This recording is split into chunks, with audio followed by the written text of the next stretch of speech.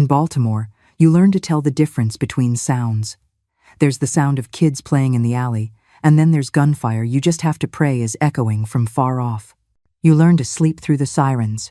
You even learn to tune out the helicopters. But that morning, the thump, thump, thump wouldn't quit. It just hung there over the Pigtown sky, like some kind of metal vulture, waiting for something to die. I didn't know, standing there in my tiny kitchen, that it was waiting for my boy. I didn't know that the world I'd worked so hard to build with sweat, blood, and my grandma's old recipes was about to come crashing down. Because on that little TV on the kitchen counter, they didn't say Julian's name. They called him a subject, a statistic who'd just been neutralized in a senseless war. If you're listening from anywhere in the world, leave a comment and subscribe, because there are truths that need to be spread, even if they shake what you believe.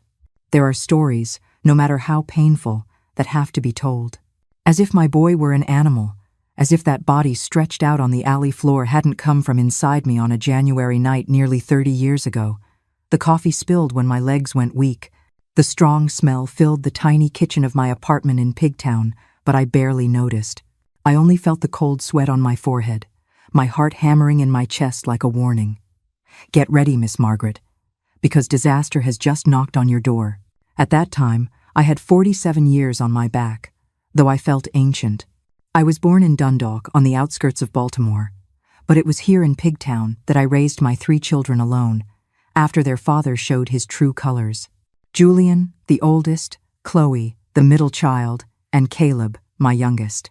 3 pieces of me that I had to raise with the strength of these hands you see, washing other people's clothes, cleaning houses, cooking for others, whatever it took. And even so, even with all the sacrifice, with all the love a mother can give, the Black King's crew was stronger than me. It took my oldest boy, my Julian. You who are listening to me now, comment below with your name and where you're from.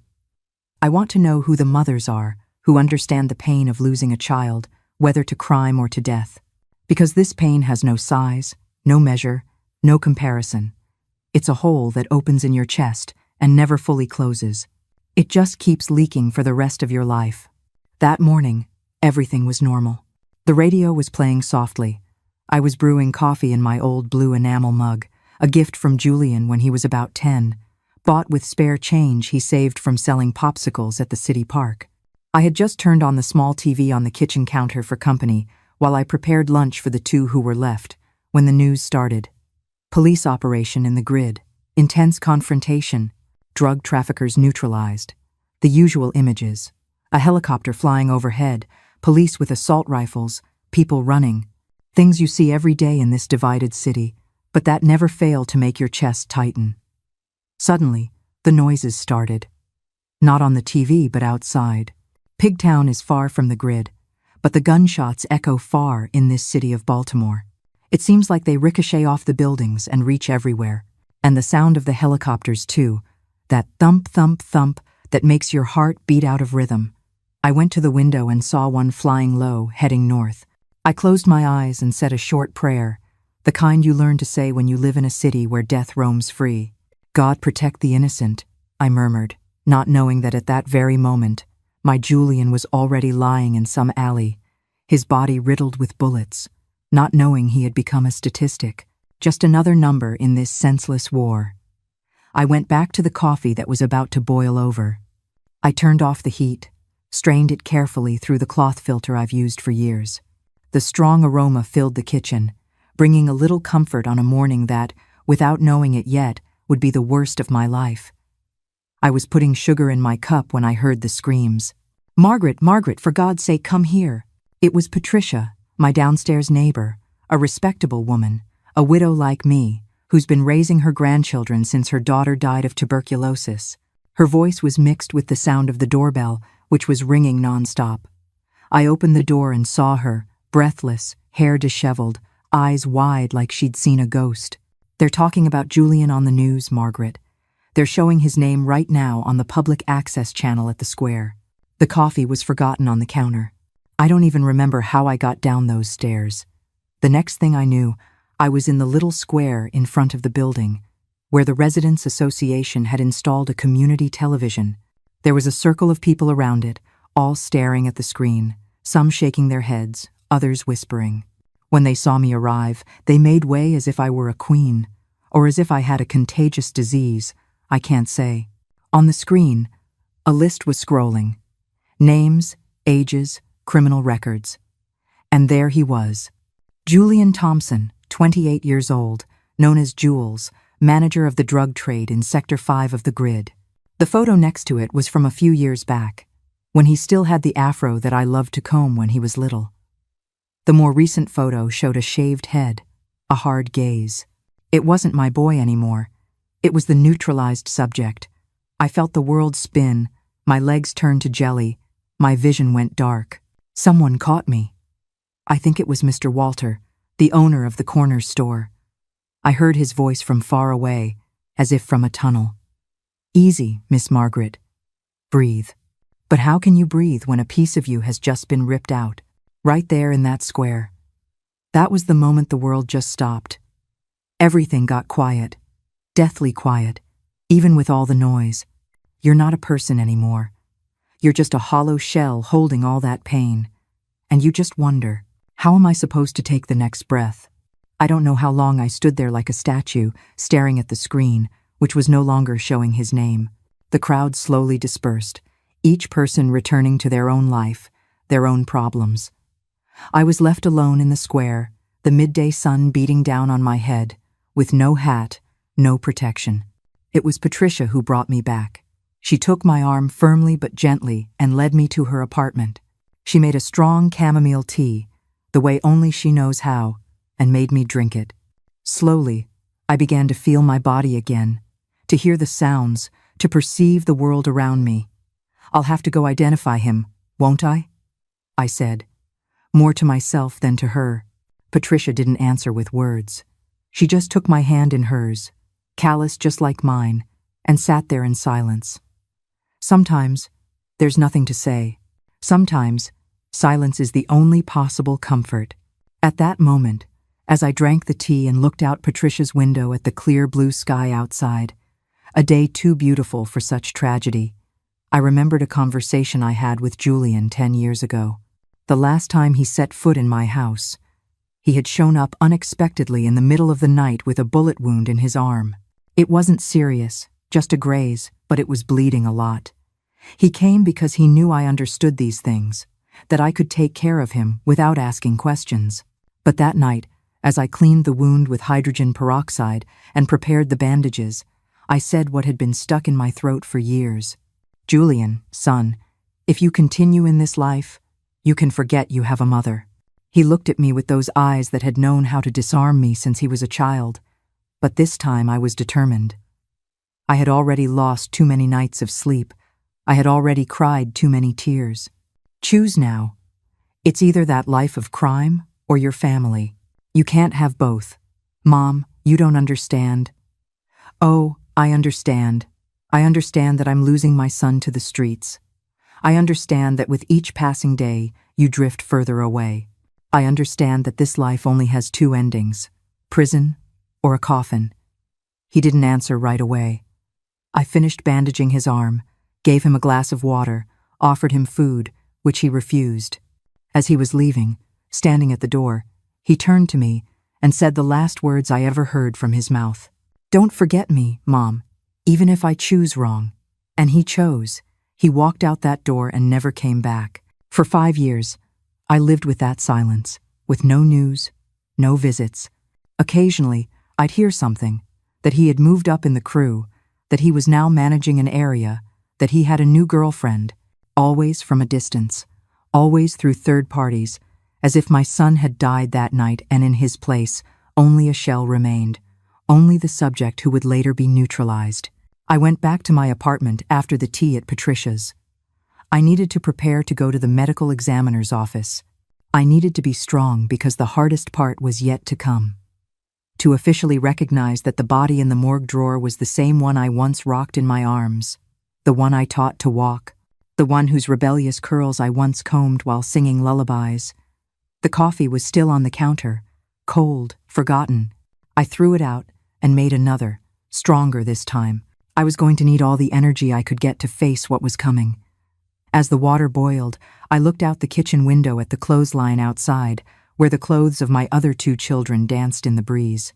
Caleb and Chloe, the ones who chose to stay, the ones who chose to live. What nobody knows, not even them, is that on that day, before I left to identify my oldest son's body, I already had a plan forming in my head. A plan that wouldn't bring Julian back. Nothing in the world could do that, but that maybe, just maybe, would prevent other mothers from going through the same hell. A plan that would change not only my life, but the lives of dozens of other boys who could follow his same path. Listen to that. Most people would be paralyzed, unable to even breathe. But Margaret, in the absolute darkest hour of her life, her grief is already turning into fuel. She's not just going to identify her son. She's going to find a purpose, and it all starts with one last look at the boy she lost. I drank the coffee in one gulp, burning my tongue without even feeling it. I put on the only black dress I own, the same one I wore to my mother's funeral years ago, and tied my hair in a low bun. I looked in the mirror and didn't recognize the woman staring back. I seemed to have aged 10 years that morning. Sunken eyes, ashen skin, the wrinkles more pronounced. Pain changes you on the outside too. Before leaving, I did something I hadn't done in a long time. I opened the drawer of the old dresser in the corner of my room and took out my Grandma Josephine's recipe book. These weren't ordinary recipes. My grandmother was an herbalist, known throughout Dundalk for her healing hands, her comforting words. Between the yellowed pages, I found what I was looking for: the recipe for the courage tea, a mixture of bitter herbs that, according to her, cleanses the fear from the body, leaving only determination. I didn't have all the ingredients at home. I was missing rue and wild rosemary. But improvisation is something women like me know all about. You know, that sip of tea. It wasn't really about the herbs. It was about my grandma. It was about reaching back into the past and grabbing hold of the strength of the women who came before me. You drink that bitterness down, and it burns the fear right out from the inside. It's not magic, child. It's just a reminder of who you are and what you're made of. I made an adapted version with what I had in the small building garden. I drank it slowly, feeling the bitterness go down my throat and spread through my body. I don't know if it was the tea itself or just the memory of my grandmother, but I felt a different kind of strength being born inside me. I put the notebook back in the drawer, but not deep down like before. I left it within reach. I was going to need it in the days to come. I grabbed my worn-out purse, my documents, a rosary my mother gave me. Just as I was at the door, the phone rang. It was from the medical examiner's office. The impersonal voice on the other end of the line confirmed what I already knew. They had a body there with my son's identification. They needed a family member to make the identification. "I'm on my way," I replied with a calmness I didn't know I possessed. Before hanging up, the woman on the other end added, in an almost mechanical tone, as if she'd said it hundreds of times before, "Ma'am, it's best to prepare yourself. The body has sustained multiple injuries." Multiple injuries. A cold way of saying my son was riddled with bullets, that he was turned into a sieve by the police, that the casket wouldn't even be open. "Thank you for the warning," I replied and hung up. Downstairs on the sidewalk, I found Mr. Walter from the corner store. He had his old car parked in front of the building, engine running. He opened the passenger door when he saw me. "I'll take you, Miss Margaret. This is no time to be riding the bus." I didn't thank him with words. I couldn't speak. I just nodded and got in the car. On the radio, an old-school R&B song was playing, the kind Julian used to like as a teenager. Mr. Walter noticed and turned it off immediately. The drive to the ME's office was silent. Through the window, I watched Baltimore go by, the city that had swallowed my son, the city with so much beauty and so much ugliness mixed together that sometimes it was hard to tell them apart. I saw children playing in a small park. I saw street vendors selling water at the stoplight. I saw police on the corner with their rifles. I saw mothers like me, holding their children's hands. Life going on, indifferent to my pain. When we arrived, Mr. Walter offered to wait. I thanked him but said he didn't have to. I didn't know how long I'd be in there, and he had his store to run. He insisted on giving me his cell number written on a crumpled piece of paper. Anything, just call. I'll come get you. Doesn't matter the time. At the door of the ME's office, I took a deep breath, straightened my black dress, ran a hand through my hair to make sure everything was in place. The strength from Grandma Josephine's tea was still running through my veins. I walked in with my head held high, just as she taught me to do in difficult times. I'm here to identify my son, I announced to the young man at the reception desk. Julian Thompson. While I waited in the cold little room, with its hard plastic chairs and the strong smell of disinfectant that couldn't hide the other smell, the smell of death, I realized I was too calm. It was as if I were watching everything from the outside, as if it weren't happening to me. Doctors call it shock, I know. I saw a lot of it in the years I worked as a nurse's aide at the neighborhood health clinic. A man in a lab coat appeared after about 20 minutes. He had dark circles under his eyes and a weariness in his gaze that spoke of someone who sees too much death every day. "Miss Thompson? I'm Dr. Martin. If you'll come with me." I followed him down the poorly lit hallway with its peeling moss-green paint. The doors were all the same, numbered. He stopped at 12, took a set of keys from his pocket, and opened it. "Are you ready?" he asked, his hand on the doorknob. "You're never ready for this." "Never." But I nodded anyway. The room was small and freezing. In the center, a metal gurney with a shape covered by a white sheet. Dr. Martin approached, took the edge of the sheet, and looked at me one last time, seeking confirmation. I nodded yes. He uncovered only the face, and there was my Julian. Or what was left of him. I recognized him instantly, despite the swelling, despite the grayish tone of his skin, despite the expression that didn't seem like his. The mole near his left eye that he'd had since he was a baby, the shape of his chin, just like his father's, the full lips that once smiled so much for me. "It's him," I said, my voice firm. "It's my son." The doctor covered the face again with a silent respect that I was internally grateful for. He signed some papers, had me sign some too. He explained about the death certificate, the release of the body, the burial. He talked and talked, but I barely heard him. A movie was playing in my head. Julian learning to walk, Julian on his first day of school, Julian as a rebellious teenager, Julian as an adult, drifting further and further away. And now, Julian, dead. "Would you like a moment alone?" the doctor asked, already at the door.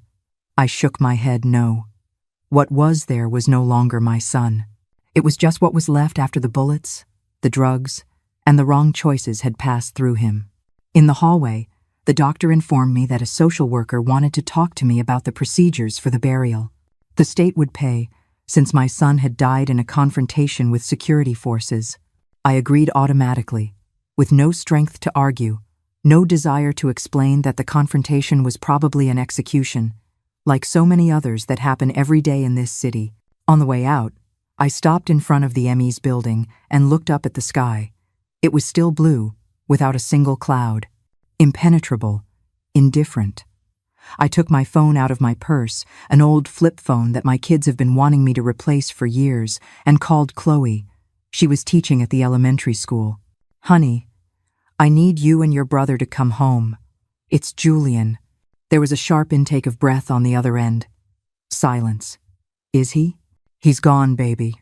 He's at the ME office. I just saw him." "Oh God, Mom." I heard her quiet strength break, just for a moment. "Okay, I'm leaving school now. I'll call Caleb at the restaurant. We'll meet you at the apartment. Don't be alone. Go to Patricia's. We'll be right there." I hung up and sat on a nearby concrete bench, waiting. The strong sun beat down on my head, but I didn't care. After the cold of the ME's office, it actually felt good to feel warm. It was there, sitting on that cracked concrete bench, facing the building where my oldest son's body was cooling in a metal drawer, that I began to better formulate the plan that had been born in my head hours before. Grief is a strange thing. It can drown you, or it can turn into fuel. Right then, on that cracked concrete bench, I made a choice. I was not going to let my son's death be just a period at the end of a sentence. I was going to turn this pain into a purpose, a plan that would use the pain I was feeling as fuel, a plan that would transform loss into something greater. Because a mother, when she loses a child, can do one of two things. Either she lets herself break completely, or she finds a strength she never knew she had to keep going. And I, Margaret Rose Thompson, am the type that doesn't break easy. I never have been. Not when my children's father left me alone with 3 small kids, not when I had to work 3 jobs to support the house, not when I saw Julian being swallowed by the streets, and I wasn't about to start giving up then, at 47 years old. But wait, before I get to the end, I have to start this story from the beginning of my life so you can understand how I ended up in front of that TV, watching my son become a statistic. You only understand the present when you know the past, as my grandma Josephine used to say. And this old woman's past has its twists and turns, its ups and downs. I was born in Dundalk, Maryland, in 1958. Back then, Dundalk was almost rural dirt roads, open sewers, electricity that was off more than it was on. My father, Harold, worked on the railroad. He was a fireman, the one who fed the train's boiler with coal.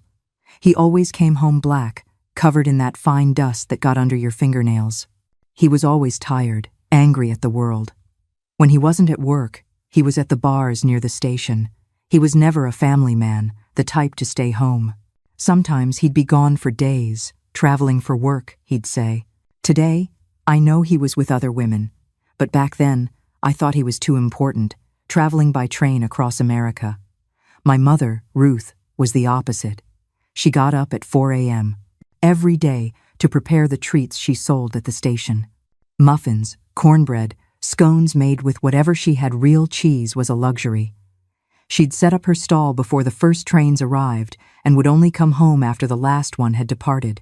In the late afternoon, she'd stop by the market to buy ingredients for the next day with the carefully counted money she had earned. A warrior, my mother. I never saw her complain about life, even with so much hardship. Life's like that, honey. Some are born to suffer, others to make people suffer. That's what she'd say when I asked why we had so little while other families had so much. But the most important figure of my childhood was neither my absent father nor my hard-working mother. It was Grandma Josephine, my mother's mother, an herbalist, known throughout Dundalk, a woman of strength, of respect. When she walked down the street, people would tip their hats, lower their heads, not out of fear, though many feared her prayers and her herbs, but out of reverence. Grandma Josephine had what people called the gift. She could cure a headache with the laying on of hands, a fallen stomach with a strong prayer, the evil eye with a branch of rue. She knew every herb in the field, every root, every leaf, and their properties. It was from her that I learned from a very young age the difference between good and evil, between right and wrong. A word given is a word kept. Girl, she would always say, pointing that bony finger at my nose. If you promise, you deliver. If you say it, you do it. If not, you're better off keeping your mouth shut. A lesson I've carried with me my whole life. That's why, when I told Julian to choose between family and crime, there was no turning back. It was a promise to him, to myself, to the world. This right here, this is the foundation. It's not just about the herbs or the gift. It's about that ironclad rule. A word given is a word kept. Margaret is absorbing this lesson from her grandmother, and it's this very code of honor that will give her the strength to survive, and also force her into the most impossible choice a mother can ever make. Our house was simple, made of stucco, with a dirt floor and a roof that leaked when it rained hard. Just one room where we all slept, me, my parents, my younger sister, Diane. But there was never a shortage of food on the table, thanks to my mother's hard work. And there was always a corner for Grandma Josephine's remedies. She lived 2 streets down but spent more time at our house than her own. The school was far, almost an hour's walk. I would go barefoot to save my only pair of sandals, putting them on only when I reached the gate. Even so, I loved to study. It was my escape, my dream of a different future. I excelled in my English classes. The teacher said I had a knack for it, that I should keep studying. But at 13, reality came knocking. My father disappeared for good, got on a train, and never came back. My mother, already tired from so much work, fell ill. Typhoid fever, a disease that in those days was almost a death sentence in Dundalk, with the dirty water we drank. She was hospitalized in the public hospital, where she stayed for almost 2 months. Diane and I went to live with Grandma Josephine. It was there that I saw her work up close. People knocking on her door at all hours, with feverish children in their arms, with pains no doctor could solve, with anxieties that pharmacy medicine couldn't cure. Grandma never refused to help. Sickness doesn't have a schedule, my child. So, a healer can't have one either. Even with all of Grandma's wisdom, the bills started piling up. Hospital, medicine, food, everything was in short supply. One night, I heard her crying softly in the kitchen after everyone had gone to bed. It was the first and only time I saw that strong woman shed a tear. The next day, I made my decision. I was going to work too. Against my grandmother's wishes, I found a job as a nanny for a wealthy family in Dundalk. I left early, came home late, and took care of 2 spoiled children who had more toys than I had ever seen in my life. The lady of the house, Mrs. Elizabeth, was demanding but fair. When she found out I had dropped out of school, she made a deal with me. I could study at night if I finished my work during the day. She even helped me with school supplies. And so, defying what was common for girls like me at the time, I continued my studies. Every day, after the children were asleep and the kitchen was clean, I would take the bus to night school. I'd get home after 11, exhausted, but with my head full of new knowledge. Grandma, who was against it at first, eventually swelled with pride. "That one's going to go far," she'd tell the neighbors. My mother recovered but was never the same. The illness left its mark: weakness, constant pain, a cough that never went away. Even so, she went back to making her treats, now with my help and Diane's on the weekends. Life went on, with its difficulties, but also with small joys. At 18, I met Frank. He was a vendor, sold fruit at the Sunday market. Tall, strong, with an easy smile. Unlike my quiet and bitter father, Frank was all joy. He told jokes, sang songs, and would sneak me fruit when his boss wasn't looking. It was love at first sight, the kind you only have when you're too young to understand that love isn't just a fast-beating heart. 3 months later, we were married. A simple ceremony in the community church, with a priest who made sure to emphasize in his homily that marriage is forever, in sickness and in health. Little did I know how much sickness was to come. In the beginning, everything was wonderful. Frank was hard-working, affectionate, full of plans. We rented a small room in the back of an old lady's house in downtown Dundalk. It wasn't much, but it was ours. I continued working as a nanny and a student. He worked at the markets. We saved every penny, dreaming of our own house, of a better future. 6 months after the wedding, I found out I was pregnant. Joy mixed with worry. How were we going to raise a child in that tiny room? With what money? But Frank reassured me. "We'll figure it out, honey. A child is a blessing." The pregnancy was difficult, terrible morning sickness, high blood pressure, swollen legs. Still, I worked until the 8th month. I had no choice. My boss, Mrs. Elizabeth, was understanding. She reduced my tasks, let me sit down more often. But I had to drop out of school. "You'll go back later," Frank said. I never went back. Julian was born on a hot January night in 1977, a normal home birth with a midwife. Grandma Josephine was there, directing everything with her herbs and prayers. When he came out, purple and wrinkled, and let out that first cry that is music to a mother's ears, I felt my life had changed forever.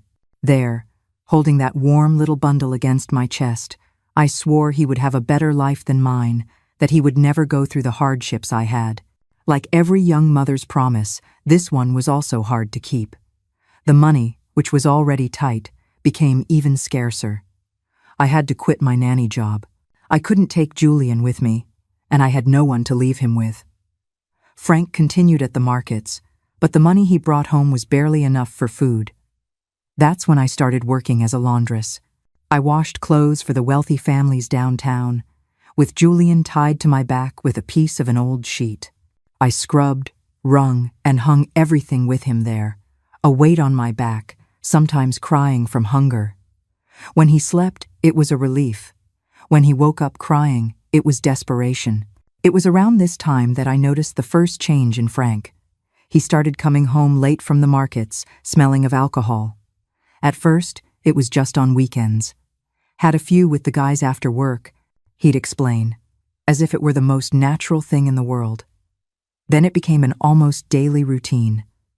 The money, which was already little, started to be even less.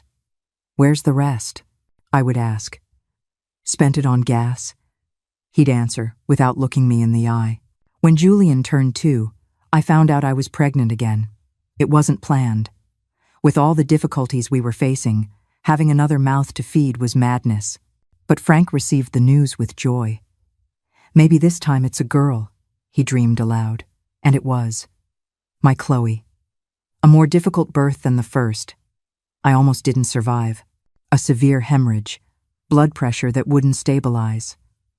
I spent 2 days between life and death in the public hospital.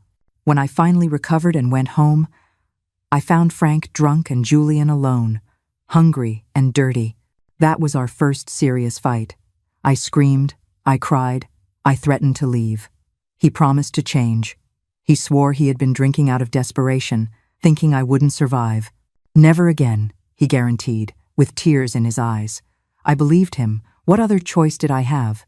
2 small children, no steady job, no home of our own. For a while, things got better. Frank got a better job as a security guard at a large supermarket, a steady salary, a signed contract. We moved to a slightly bigger house with 2 rooms. I did laundry at home, now in the tiny backyard's washtub. Life finally seemed to be getting on track. But the peace was short-lived. 2 years after Chloe was born, there I was, pregnant again. This time, Frank didn't celebrate. "Another one?" he asked with a grim face. "We can barely handle the 2 we have." It was true, but what could I do back then? Birth control was a luxury we couldn't afford. Caleb was also born at home, with Grandma Josephine's help. A quick, uncomplicated birth.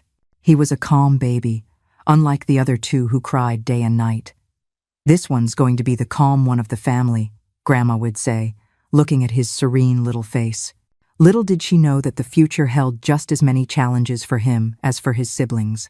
With 3 small children, Julian at 4, Chloe at 2, and newborn Caleb, life became a daily struggle for survival. Frank worked longer and longer hours, came home later and later. The smell of alcohol returned, stronger than before. The money was tighter than ever. One night he came home late, as usual. He was irritable, rude. He complained about the cold food, about Caleb's crying, about the mess Julian had made with the few toys he had. I tried to calm him down, told him the children were already asleep, that I could heat up his food. Nothing worked. The storm had already formed. That was the first time he hit me. A slap across the face, so hard I fell to the kitchen floor. The noise woke the children, who came running to see what had happened. Lying there, with the taste of blood in my mouth and my 3 children looking at me with wide, frightened eyes, I felt a shame I can't explain to this day. Not for being hit, that wasn't my fault, but for not being able to protect them from it, for not being able to hide the violence from them. Frank slammed the door on his way out, only returning the next day, hungover and full of apologies. "I lost my head," he'd say. "It'll never happen again." The same old promises I no longer believed. But I stayed. For the children, because I had nowhere to go, for fear of what would become of us out in the world with no guaranteed support. And so began a cycle that lasted for years. Periods of calm, where he was almost the man I had fallen in love with, followed by increasingly violent explosions. I learned to hide the bruises, to make up excuses for the neighbors, to lie and say I had fallen, bumped into furniture. The children learned to be quiet when their father came home, to not ask for anything, to practically disappear, especially Julian, who, being the oldest, got the worst of it when his father took out his frustrations. One of those nights, Julian was now 11, Chloe was 9, and Caleb was 7. I remembered Grandma Josephine's teaching about the courage tea. She had passed away 2 years earlier from a massive stroke, but her recipes and her teachings lived on in me. The courage tea was a special blend of bitter herbs, rue, guinea hen weed, wild rosemary, bay leaf that she said cleansed fear from the body. It was used when someone needed to make a difficult decision, to face a great challenge. It's not magic, she always explained. It's just a little push for what's already inside you. I prepared the tea in secret after the children were asleep. I boiled the herbs I had carefully stored in a glass jar, let it steep. I strained it with a clean cloth. The smell was strong, distinctive, the taste as bitter as bile, but I drank every last drop. That night, I slept a deep, dreamless sleep. I woke up with a clarity I hadn't felt in years. I looked at the peeling ceiling of our room, at Frank snoring beside me, and I knew I had to do something. I couldn't go on like this. I couldn't let my children grow up thinking this was normal, that this was love. I spent the next day planning. I gathered the little money I had hidden away, bit by bit, in a medicine box. Frank never looked there. He had a phobia of pills. I packed a small bundle with some of the children's clothes and important documents. I talked to a close friend who lived in Baltimore, in the Pigtown neighborhood. She had offered me shelter before, when she saw the bruises on my arm that my short sleeve couldn't hide. "If you ever need to get out of this situation, my door is open," she had said. I never had the courage to accept, until that day. That night, Frank came home drunker than usual. He had lost his job at the supermarket. "Layoffs," he said, but I suspected it was for always being late, often still smelling of alcohol from the night before. He was furious, unhinged. I started clearing the dinner plates quickly, sent the children to their room. But Julian, always the protector, stayed in the kitchen with me. "Go to bed, son," I whispered. "I'm not going to let him hurt you again, Mom," he replied with a determination in his eyes that broke my heart. 11 years old and already trying to be the man of the house, already trying to protect me. Frank heard him, turned to him with bloodshot eyes. "Are you standing up to me, boy? You think you're a man now?" It all happened so fast. Julian, brave as ever, stood between me and his father. Frank lunged. I tried to get in front, but he pushed me hard against the wall. He grabbed Julian by the arm, twisted it. The snap of the bone breaking was the most horrible sound I have ever heard. My son's scream was even worse. When I saw Julian on the floor, his arm at a strange angle, his face contorted in pain, something broke inside me too. It wasn't just his arm that broke that night. It was my tolerance, my acceptance, my paralysis. The courage tea had finally taken full effect. Would you believe me if I told you that on the same night my husband broke my son's arm, I made a choice that many women of my generation didn't have the courage to make? Comment what you would have done in my place, because what I did changed our lives forever. I took Julian to the hospital. I lied, saying he had fallen from the tree in the yard. The doctors were suspicious, of course, but they didn't question it much. They put his arm in a cast, gave him pain medicine, and sent us home. Frank didn't even come with us. He had gone out again, probably to drink more, to forget what he had done. When we got home, the other children were awake, scared. Chloe was crying softly in Caleb's arms, who, though small, was trying to comfort her. I put Julian to bed, gave him his pain medicine, and waited for him to fall asleep. Then I called the other two. "Kids," I said with a calmness, "I don't know where I found. Pack a small bag with your clothes. Just the essentials. We're going on a trip." "Where to, Mom?" asked Chloe, her eyes still red from crying. "To a better place," I replied, praying it was true. In silence, we gathered the little we had. I woke Julian up carefully, explained the plan. He didn't protest, didn't question, just nodded with a maturity in his eyes that no one-year-old should have. At 3 a.m., we took a cab, a luxury we had never afforded ourselves, but this was an emergency. The driver looked suspiciously at the woman with 3 young children, one with a broken arm and a cast, getting in at that hour. But when I gave him the address in Pigtown, he didn't ask any questions. The ride was silent. Chloe slept in my lap. Caleb looked out the window, fascinated by the big city lights flashing by. Julian, ever alert, watched the road, as if memorizing every detail in case we needed to go back. But I knew we would never go back. That's the definition of courage, walking into the unknown with 3 children, one with a broken arm. Margaret has escaped Frank, but she's just traded one kind of struggle for another. Pigtown is no paradise, and this is just the beginning. When we arrived at my friend's house, Miss Patricia's the same woman who years later would be by my side when I learned of Julian's death. The sun had not yet risen. I knocked lightly on the door, afraid of waking the neighbors. She opened it almost immediately, as if she had been waiting. She looked at the 4 of us, ragged and scared. Julian with his arm in a cast, me with the last bruise Frank had left on my face still visible. "Come in," was all she said, opening the door wider. And so began our new life. With only the clothes on our backs, the little money hidden in the medicine box, and the fierce determination of a mother who had finally found the courage to protect her children. The first days in Pigtown were the hardest of my life, and believe me, there was plenty of competition for that title. Arriving in a new place with 3 young children, one with a broken arm, knowing almost no one besides my friend Patricia, was like jumping into a river without knowing how to swim. You either learn fast or you sink. We stayed at Patricia's house for only 2 weeks. Her apartment was already small for her and her son, let alone with 4 more people. We all slept crowded in the living room, mattresses covering every inch of the floor. But she never complained, never made a sour face. "Stay as long as you need," she'd say while sharing the little she had. People like that are rare in this world, the kind who open their door and their heart without asking for anything in return. With the little money I had brought with me, I managed to rent a small back room in a row house. It was so small it barely fit a bed and a 2-burner stove. The bathroom was communal, shared with 3 other families. You had to wait in line to take a shower, and hot water was a weekend luxury when they turned on the old electric heater that gave more shocks than heat. The children bathed together to save water and time. I was always last, often just using a wet cloth. By then, Julian was 11, about to turn 12. His arm healed faster than expected. "Kids have that advantage," the doctor at the health clinic said when we went to change the cast. Chloe was 9, and Caleb was 7. They were good kids, despite everything they had been through. Julian, especially, took on a responsibility that wasn't his. He became the little man of the house, protector of his siblings, always vigilant. I found work as a laundress in the first week.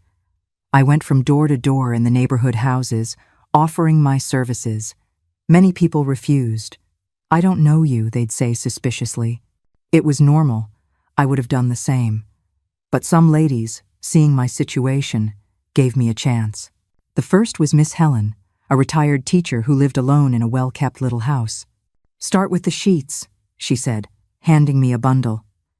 "If you do a good job, there's more." I did more than a good job. I scrubbed, bleached, and ironed with such care that the old sheets looked new. Miss Helen was impressed and recommended me to her friends. Soon, I had a small but loyal clientele. I washed during the day and delivered in the late afternoon. The money was little, barely enough for basic expenses. I needed more. That's when I started cleaning houses at night, too. After delivering the clean clothes, I'd go to the downtown buildings to clean offices, clinics, small businesses. I'd get home after 11, exhausted, my fingers wrinkled from so many chemicals, my back aching as if it had broken in 2. The children were alone while I worked. I had no choice. Julian, with that sense of responsibility he carried from an early age, took care of his siblings. He would heat up the food I left ready in the morning, help with homework, and put them to bed. "It's okay, Mom. You can go to work without worrying," he'd say with a seriousness that didn't match his age. That broke my heart. But what choice did I have? It was either work or starve. When I could, I took them with me to the cleaning jobs. They would sit quietly in a corner, doing homework, reading the few books they had gotten from school. Chloe liked to draw while she waited. Caleb would sleep, his head resting on his backpack. Julian was always alert, observing everything around him, as if ready to defend the family at any moment. It was when he turned 12 that I noticed the first changes. He started coming home later from school. First, half an hour, then an hour. Then he'd only show up for dinner. When I asked where he was, he'd be evasive. Around, Mom, with friends. I tried not to worry too much. It was normal for a boy his age to want more freedom. But something in the back of my mind set off an alarm, like a little red light flashing. One day, while making his bed, which he shared with Caleb while Chloe slept with me, I found money hidden under the mattress. It wasn't much, but it was more than I would have given him as an allowance if I could have afforded to give one. I stood there with the bills in my hand, trembling, imagining the worst. Where does a 1-2-year-old boy get money like that? That night, I confronted him. We waited for Chloe and Caleb to fall asleep, and I called him to the small utility area behind the room, the only place we could talk without waking the others. "Where did this come from, Julian?" I asked, showing him the money. He didn't look away. My son was always brave, sometimes too brave. "I'm doing some favors for the guys from the crew," he answered bluntly. I felt like I had been punched in the stomach. The crew, the game, the same words I'd heard since I arrived in Baltimore, always in whispers, always with fear. The drug trade that dominated every corner, every alley, offering easy money to anyone with enough courage or desperation. "What kind of favors?" I managed to ask, my voice weak. "Nothing big, Mom. Just running messages, being a lookout, warning them when the cops are coming. Just," I insisted, knowing that even that was already too dangerous. "Just," he confirmed. "They don't let me do anything more yet. They say I'm too young." The "yet" and "too young" sent a chill down my spine. It meant that soon he would be considered old enough. Soon he could do more. "You're going to stop this now, Julian. Right now. Give this money back. Tell them you're not doing it anymore." He gave that dry laugh of someone who already knows more about life than they should. "And what are we going to live on, Mom? Your salary that barely pays the rent? Look at yourself. You leave the house before dawn. You come back when everyone's already asleep. You barely see us." His words were sharp knives because they held the truth. "We'll figure something out," I said without much conviction. "We always have. Dad didn't give us a future. You don't have time. The crew, at least, they value me." He shot back with a bitterness that didn't belong in someone so young. "They respect me, say I have a future, that I can move up in there." "Move up to where, Julian? To prison? To the cemetery?" He didn't answer. We stood in silence, only the sound of crickets and distant sirens filling the night. "Promise me," I insisted, holding his face in my hands. "Promise me you'll stop." He promised. With those dark eyes, just like his father's, he promised he would stop. But I knew my son. I knew it was an empty promise. "I know a lot of folks won't get it." "Why, Julian? Why choose them?" "You have to understand. Those crews. They speak to a boy's hunger. Not for food, but the hunger to be respected, to be seen as someone. When you feel like the whole world sees you as a zero, power feels like everything. And I just couldn't give him the kind of power he thought he needed. That night, I couldn't sleep. I lay there looking at the peeling ceiling, thinking of alternatives, of ways out. I couldn't lose my son to the streets, not after everything we had been through, everything I had sacrificed to give them a better life. The solution came to me in a flash, the kind you get when you're between sleep and wakefulness. Food. It was what I knew how to do besides washing and cleaning. From a young age, helping my mother with the treats she sold at the station. Later, cooking for my own children with the little I had, always being creative to stretch the ingredients to make them last. The next morning, I took stock of everything I had saved. Months of hard work, money I had saved penny by penny, hidden in a pillowcase, dreaming of one day owning our own home. It wasn't much, but maybe it would be enough for what I had in mind. I talked to Miss Helen, the retired teacher who was my first client. She knew everyone in the neighborhood, had influence. I explained my plan, told her about my concern for Julian. "There's a vacant spot near the school," she said after a moment's thought. "It was a newsstand, closed last month. It's not much, but maybe it will work." I went to see it that same day. It was tiny, barely big enough for one person inside, but it was in a busy location, near the school and the bus stop, where workers passed every day on their way downtown. The rent wasn't the cheapest, but with some effort, I could afford it. I used all my savings to rent the spot and buy the basics: a gas hot plate, some pans, ingredients to start. The idea was simple: make homemade food, the kind that reminds you of what your mother or grandmother used to make.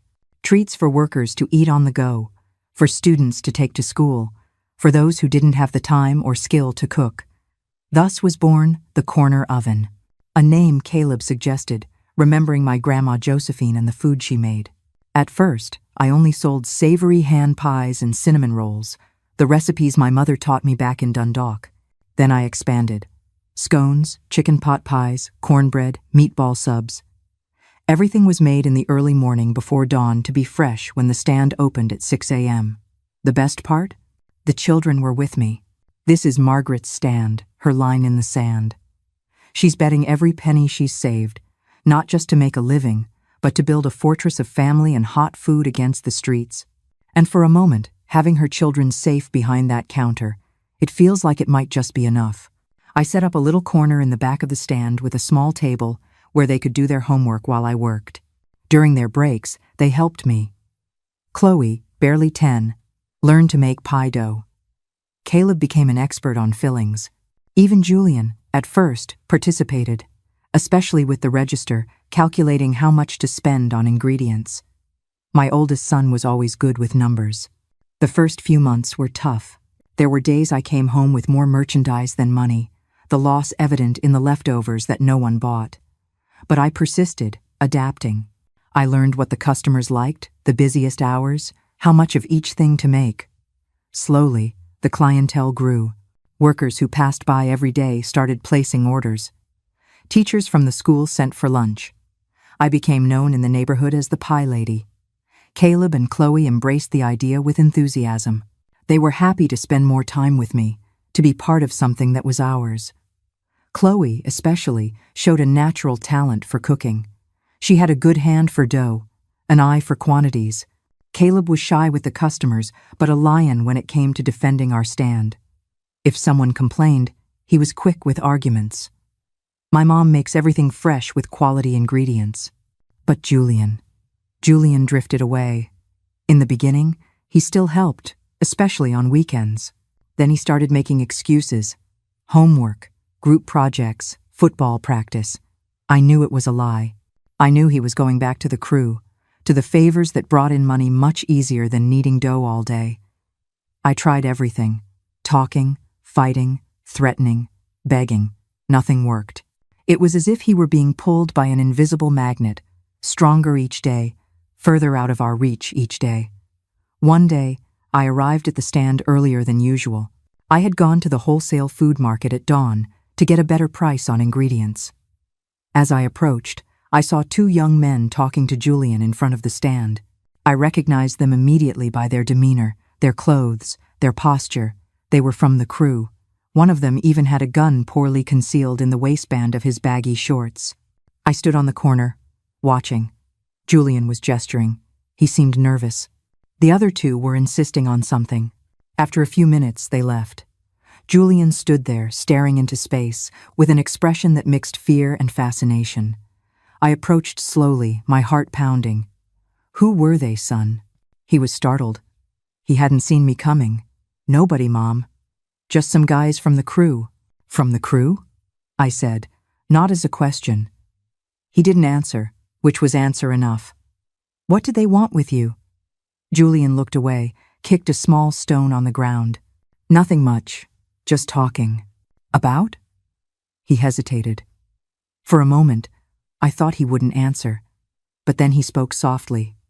"They're collecting a protection fee from all the businesses in the area." I froze. I had heard about this. It was common in Baltimore, the gangs protecting merchants in exchange for payment. Those who didn't pay suffered the consequences, from vandalism to worse things. "And what did you say?" "That I would talk to you." I took a deep breath. I looked my son in the eyes, searching for the boy I once rocked in my arms. He was still there, somewhere, behind the hardness that life had imposed. "I'll handle this," I said with more confidence than I felt. And I did. When the young men returned 3 days later, I was prepared. I sent the children inside, closed the small door of the stand, and faced the two of them. My son said, "You're collecting a fee," I said, getting straight to the point. The older one, probably around 20, his body covered in poorly done tattoos, smirked. "It's procedure, lady. Everyone pays. It's for security." "What security? Are you going to protect me from yourselves?" His smirk faded. The younger one stepped forward. "You don't understand, ma'am. It's not optional." "Or what?" I challenged. "Are you going to harm a hard-working woman, a mother? Is that what you are?" I saw the older one hesitate for a second. Maybe he thought of his own mother, I don't know. "Look, we don't want any trouble," he said in a more conciliatory tone. "Everyone pays. It's how things work. 10% of your weekly earnings. We'll come by on Friday to pick it up." "I'm not paying," I replied firmly. "The little I make is barely enough to support my children. If you want a pie or a roll, you can come and buy it like everyone else, but I'm not giving you any protection money." The two looked at each other, surprised by my response. They weren't used to hearing no. "You're going to regret this," the younger one said before turning his back and walking away. The older one stared at me for another second. Then he followed his partner. When they disappeared around the corner, my legs went weak. I leaned on the counter, feeling my heart about to jump out of my chest. What had I done? I had just challenged the local gang. It was crazy. It was suicide. But something inside me refused to give in. I had already fled an abusive husband to give my children a better future. I had already started from scratch in an unknown city. I had already turned my cooking skills into a way to make a living. I wasn't going to bow down to criminals now. I wasn't going to let them take the little I had achieved with so much sacrifice. That night, Julian came to me. He was pale, scared. "Mom, you shouldn't have talked to them like that." "And how should I have talked to them? On my knees? You don't understand how things work here. They don't play around." "Neither do I, son. Neither do I." I slept poorly that week. Every noise made me jump out of bed, imagining the worst. The children noticed my tension, but I didn't say anything. I didn't want to scare them. On Friday, the same young men returned. Their expressions were grimmer. "Last chance, lady," the older one said, without his previous smirk.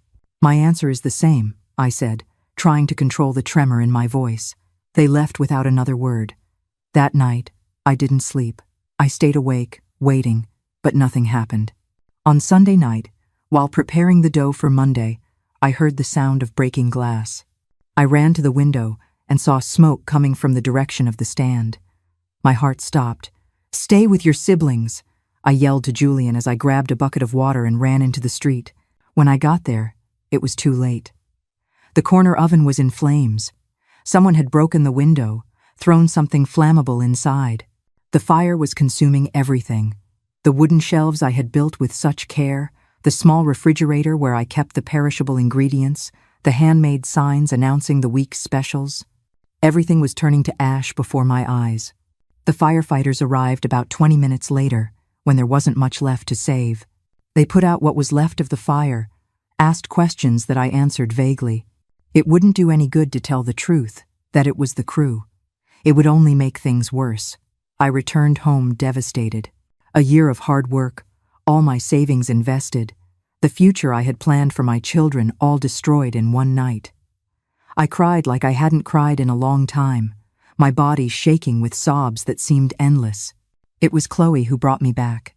At 11 years old, she sat next to me on the bed and took my hand in hers. "Don't cry, Mom. We'll start over." I looked at my daughter, so small yet, but with a strength I didn't even know she had. Beside her, Caleb nodded in agreement. Only Julian stayed apart, leaning against the wall, an unreadable expression on his face. "How, honey? I don't have any more money to start over." "We'll figure something out," she answered, with the simplicity of a child. "We always have, right?" Using my own words against me. Smart girl, my Chloe. The next morning, even without hope, I went to what was left of the stand. I wanted to see if anything could be salvaged, a pan, a utensil, anything to start over, even from absolute zero. When I got there, I had the biggest surprise of my life. Miss Helen, Mr. Walter from the corner store, Patricia, and at least 10 other neighborhood residents were there. Some were clearing the debris, others were already rebuilding. They had planks of wood, a tarp, even new pans. "What is this?" I asked, unable to believe my eyes. Miss Helen approached and hugged me tightly. "It's the neighborhood giving back a little of the flavor you brought to us, Margaret.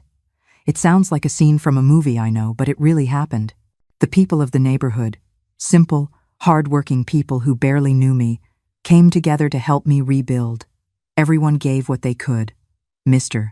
Walter brought boards he had in the back of his store. Patricia's husband, who was a carpenter, helped build a sturdier structure. An old lady, who wasn't even a customer, brought pans she no longer used. I was about to give up when I saw the neighbors arriving with boards, tarps, and pans. This is the moment Pigtown stopped being just a place she lived and became her home. Margaret thought she was alone in this fight, but the community just showed her otherwise. This changes everything for her. But sadly, it doesn't change the path Julian is already on. In 1 week, the corner oven was back on its feet. Not the same, it was simpler, more improvised, but it was running. The first batches of pies and rolls came out on a Sunday, and there was a line at the door. Everyone wanted to help by buying, showing their support. It was a beautiful thing to see. It was like rediscovering that there are still good people in the world, even when it seems like it's full of wolves. But not everything was rosy.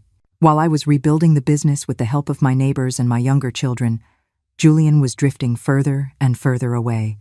He would come home late from school, often not even showing up for dinner. When he was home, he was quiet, distant, as if his body was there, but his mind had left a long time ago. One night, I confronted him again. I had to try one more time. "What's going on, Julian? Why are you pulling away like this?" He was silent for a while. Then, in a voice lower than usual, "It was my fault they burned down the stand. I didn't understand at first." "What do you mean?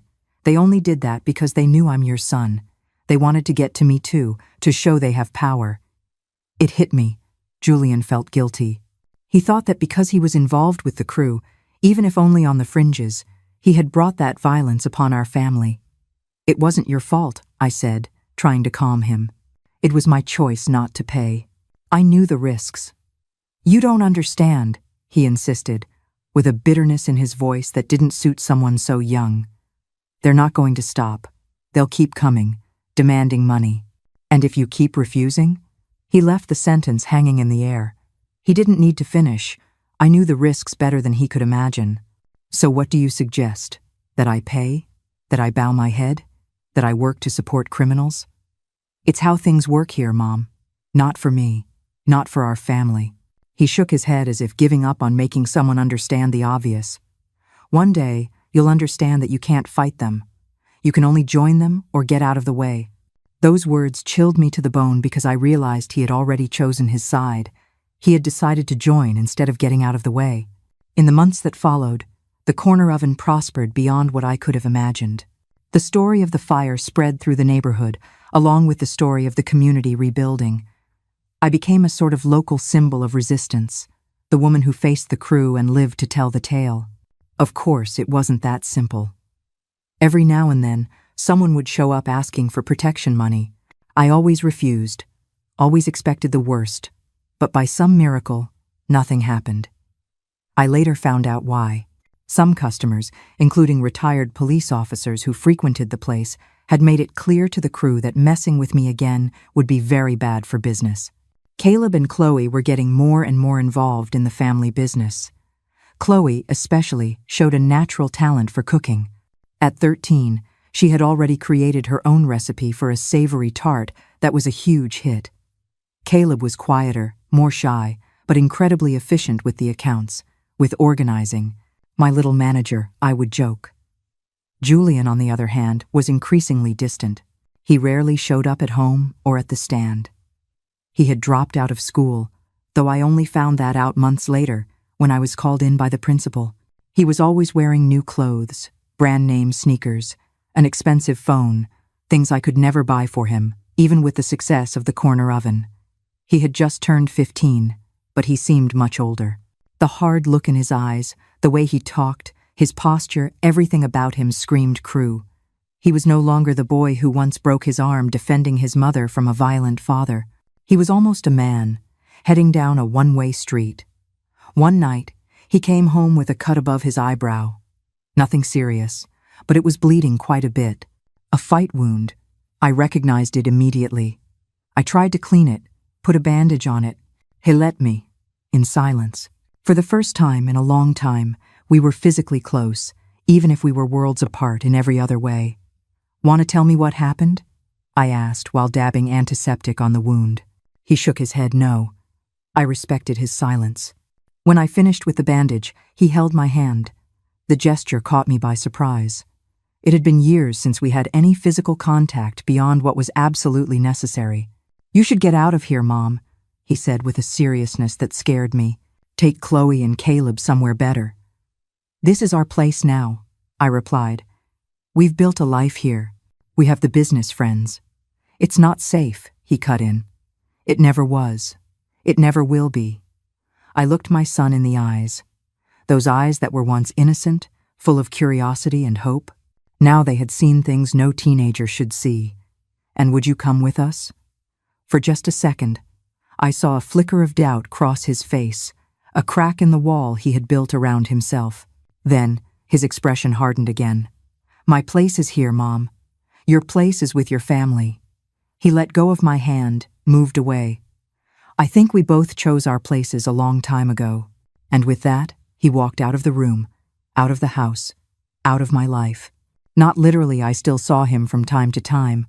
We still shared the same roof, but it was as if a part of him, the essential part, had left that night, as if he had finally closed a door that had been closing slowly for years. In the following weeks, I barely saw him. He would only show up at home in the fard, early hours of the morning to sleep for a few hours. Then he would disappear again. When I asked where he'd been, what he was doing, I got short, evasive answers. "Around, Mom, with the guys. The guys." I knew who the guys were. Everyone knew.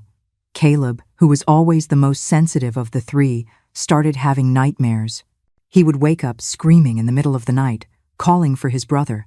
Chloe, always practical, focused even more on her work, as if trying to compensate for her older brother's absence.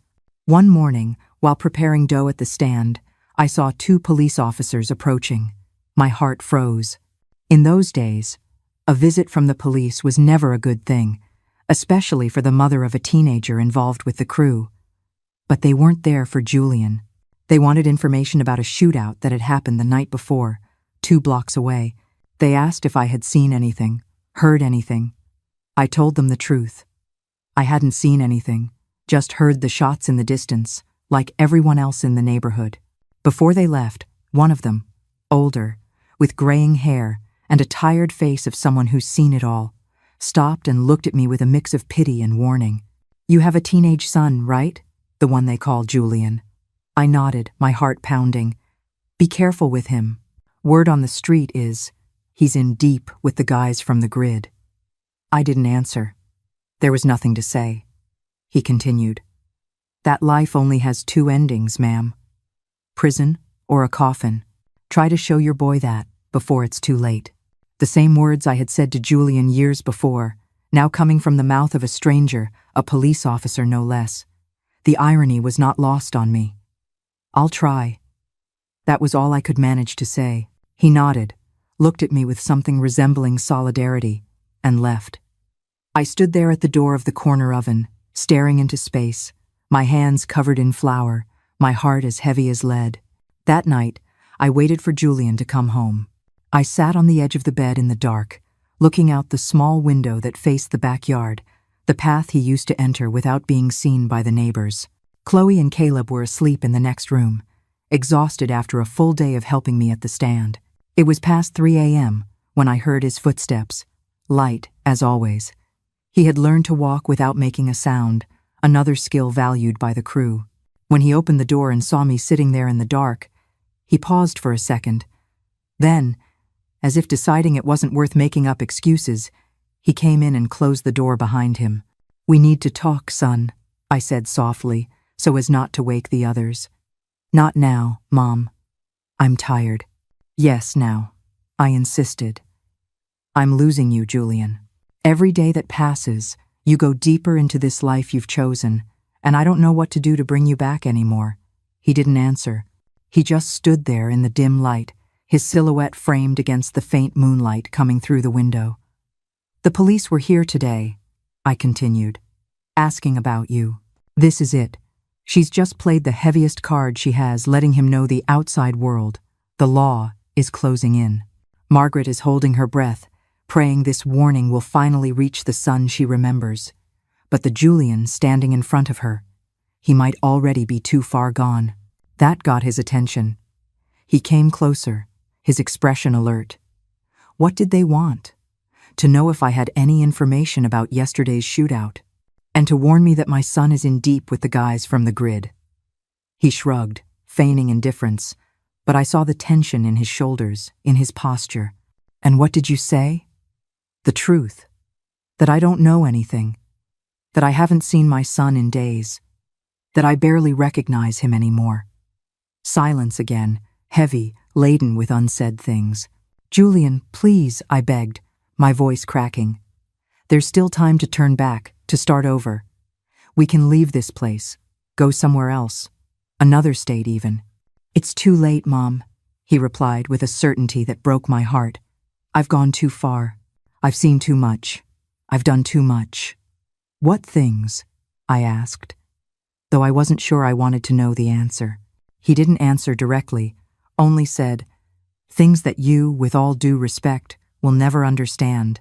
You think the world is made of choices, that we can always say yes or no, that there's always another path, but it's not like that. Sometimes the path chooses us. That's an excuse, I retorted. Everyone has a choice. Did you? He asked suddenly. When you were stuck with my father, getting beaten every day, did you have a choice? You only managed to leave when he almost killed me. Before that, you stayed there, taking it, because you had no choice. His words hit me like a punch, because they were true, because they exposed a wound I thought had already healed. That's exactly why, son. Because I know what it's like to be trapped in a bad situation, because I know how hard it is to get out. That's why I'm begging you not to follow this path. He came closer, sat beside me on the bed. For the first time in a long time, he seemed like the boy he once was, vulnerable, uncertain. It's too late, Mom, he repeated, softer now. I'm marked. I have debts. I have blood on my hands. That froze me. Blood? What blood? What had my son done? I didn't want to know. Not at that moment. It's never too late, I insisted, holding his hand in mine. Please, Julian, please. He was silent for a long time. Then he got up, went to the window, and looked out as if searching for something in the darkness. I'll try, he said finally. I'm not promising anything, but I'll try. That was the last real conversation we ever had. After that, he drifted even further away. He showed up at home less and less. When he did come, it was only to get clean clothes, take a shower, maybe sleep for a few hours. He looked older, harder, his eyes always alert, always suspicious. He had new scars on his arm, on his neck, one that cut through his eyebrow. He never explained how he got them. At the stand, business was good. The corner oven had become a neighborhood meeting spot, not just to buy food, but to chat, to catch up on news. Even the police officers who patrolled the area would stop by for coffee and a pie. It was strange, serving the same men who might one day arrest my son. Or worse. Chloe, now 13, was practically my partner. She had learned all the recipes, invented new ones. Caleb, at 11, handled the register, the shopping, the organization. We were a team, the three of us. But one was always missing, would always be missing. Sometimes, in the sleepless nights that became frequent, I would think about what I could have done differently. If I had stayed with Frank, endured the beatings, at least my children would have had a father, even a violent one.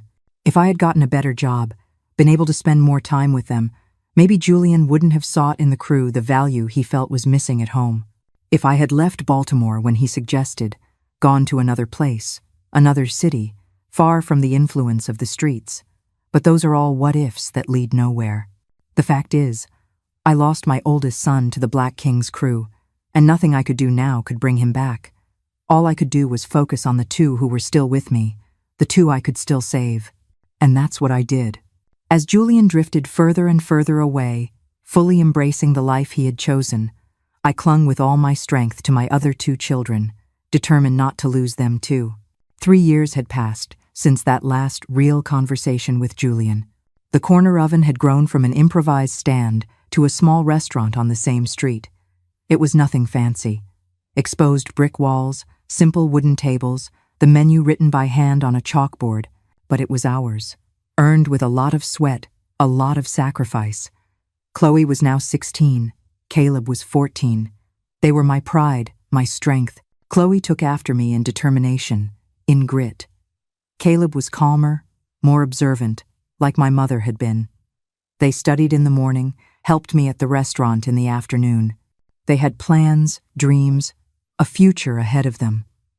Unlike their older brother, Julian, who was now 18, I rarely saw. He would occasionally show up at home, grab something, and disappear again. Sometimes he'd go weeks without a word, then appear as if nothing had happened.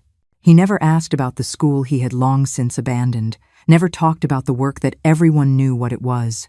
He was like a ghost. He was there, but he wasn't. I tried everything in those 3 years. I talked, I fought, I begged. Nothing worked. He went deeper and deeper into that life, and I lost every little piece of him that was left. One Saturday night, I was at the restaurant closing up for the night. I had already sent Chloe and Caleb home to sleep. I was staying a little longer to prepare the dough for the next day. I liked that time. The silence after a busy day, just me and my thoughts, my hands working almost without needing my mind. I heard a noise at the back door. It was late, almost 2 a.m. My heart immediately started racing. No one good knocks at that hour. I grabbed the first thing I saw to defend myself. A rolling pin. Ridiculous, but it was what I had. Who is it? I asked without opening. It's me, Mom. Julian's voice, but different. Weak, slurred. Something was wrong. I opened the door, and what I saw chilled me to the bone. My son, my firstborn, was standing there, holding his side, blood seeping through his fingers. His face was pale, sweaty, his eyes unfocused. He tried to take a step forward and stumbled. If I hadn't caught him, he would have fallen. My God, what happened? I asked as I helped him inside, quickly locking the door behind us. Stray bullet, he answered with a half-ironic smile. Except not so stray. I led him to the kitchen, the only part of the restaurant with the lights still on. I made him sit in a chair. I moved his hand to see the wound. The bullet had grazed him, but the cut was deep. It was bleeding a lot. It might not be fatal, but it was serious enough to need a hospital. We have to go to the hospital, Julian. He shook his head vehemently. No hospital. Cops ask too many questions. You'll die if you don't get proper care. You can take care of it. I know you can. I looked at my son, the face that was once a boy's, now hardened, the eyes that had seen too much, the body covered in scars that told stories I didn't even want to know. And yet, in that moment of vulnerability, he had come to me. He had trusted that I could help. All right, I conceded, but it's going to hurt. I'm used to pain. That simple sentence, said with almost no emotion, broke my heart into 1,000 pieces. What mother wants to hear that her son is used to pain? I went to get the first aid kit I kept at the restaurant. It wasn't the first time I had to improvise as a nurse. I had treated knife cuts, burns, even a customer who had a heart attack while eating, but never a gunshot wound, never on my own son. As I prepared what I needed, hydrogen peroxide, gauze, a needle and thread sterilized in alcohol, painkillers, I remembered Grandma Josephine's teachings, the herbs that healed, the prayers that soothed, the gestures that brought comfort. At that moment, I needed all the help I could get, even from the other side. Take off your shirt, I said, returning with the supplies. He obeyed with difficulty, wincing in pain. When I saw his bare torso, I had to hold back tears. It wasn't just the recent wound that shocked me, it was the other marks. Old scars, some I knew, others I didn't. Poorly done tattoos, probably done in jail or in some back alley. One in particular caught my eye. Thug Life, written in Gothic letters right across his chest, a constant reminder of the choice he had made. I cleaned the wound carefully, first with soap and water, then with hydrogen peroxide. He didn't even flinch, even though I know it was stinging. He had learned not to show pain. That also broke my heart. I need to stitch it up, I warned. There's no anesthetic. Do what you have to do, Mom. I sterilized the needle and thread in alcohol, just as I had seen my grandmother do so many times. I took a deep breath and began. With every stitch I made, I remembered a little prayer Grandma Josephine used to say, to stop bleeding, to ease pain. Blood, I close you. Flesh, I sew you. Nerve, I calm you. In the name of the Father, the Son, and the Holy Spirit. Julian looked at me curiously. What prayer is that, Mom? Your great-grandmother's, passed down to my grandmother, to me, and which I should have passed on to you. He didn't answer. We were silent as I finished the stitches. 7 in total. They weren't the prettiest in the world, but they would hold the wound closed. I covered it with clean gauze, secured it with medical tape. Done, I said, stepping back to assess my work. It's not a doctor's job, but it'll do. He tried to stand up, grimaced in pain. Stay seated, I ordered. I'm going to make a tea to help with the pain and prevent infection. I went to the shelf where I kept my herbs and spices. Grandma Josephine's notebook was there too. The pages yellowed with time, the notes in a neat script that was already fading.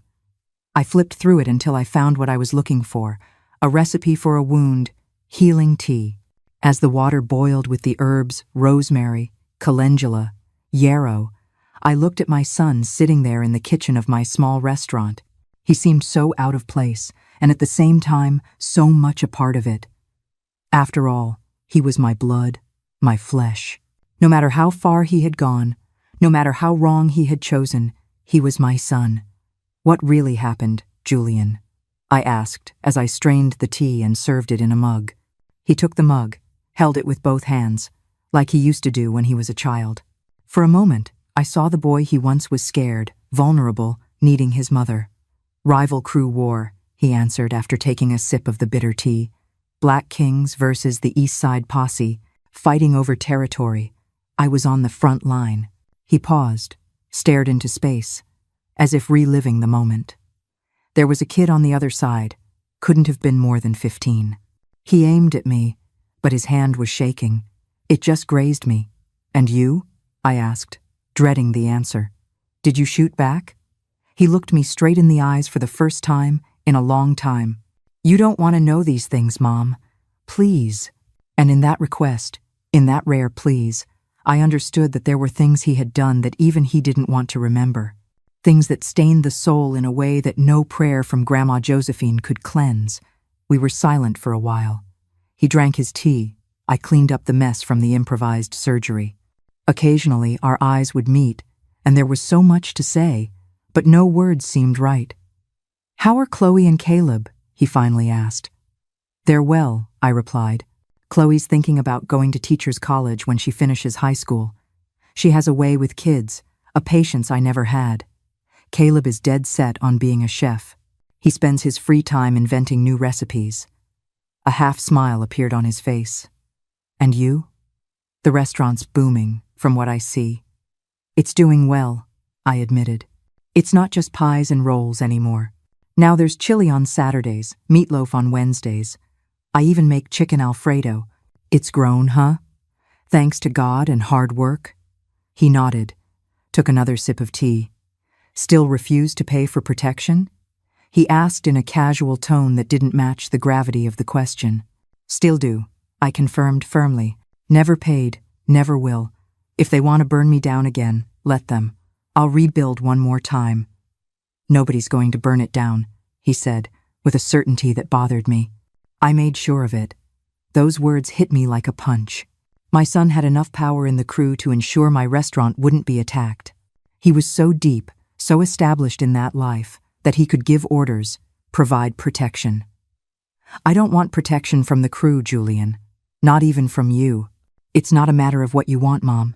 It's a matter of what I can do for my family. If you really wanted to do something for your family, you would have chosen another path. The words came out harsher than I intended. He looked down, was silent for a moment, then said in a low voice, "Not everyone gets to choose, Mom. You said that yourself once." I remembered our conversation years ago, when he threw it in my face that I had also been stuck in a bad situation with his father for a long time, unable to leave. But this was different. It had to be. You had a choice, Julian. You had family, you had school, you had opportunities. You chose the easy way. Easy? He repeated with a bitter laugh. You think it's easy living looking over your shoulder all the time? Sleeping with one eye open? Knowing any day could be your last? Then why do you stay? Because it's too late to go back now. I finished putting away the first aid supplies, closed the kit. He finished his tea, placed the mug in the sink. We stood there, facing each other, like two strangers who were once intimate. "Come home with me," I said suddenly. "Stay there tonight. Tomorrow we can talk more. See what we can do." He shook his head. "I can't, Mom. I've been here too long already. They'll be looking for me." "Who? Who will be looking for you? The guys? The crew? Since when do you answer to anyone? Aren't you free?" He smiled, a sad smile of someone who knows things they'd rather not. "Nobody's free in this life, Mom. The only thing that changes is who's holding the leash." I took a clean shirt from the back closet. I always kept some clothes at the restaurant for emergencies. "Here, you can't leave with that one all bloody."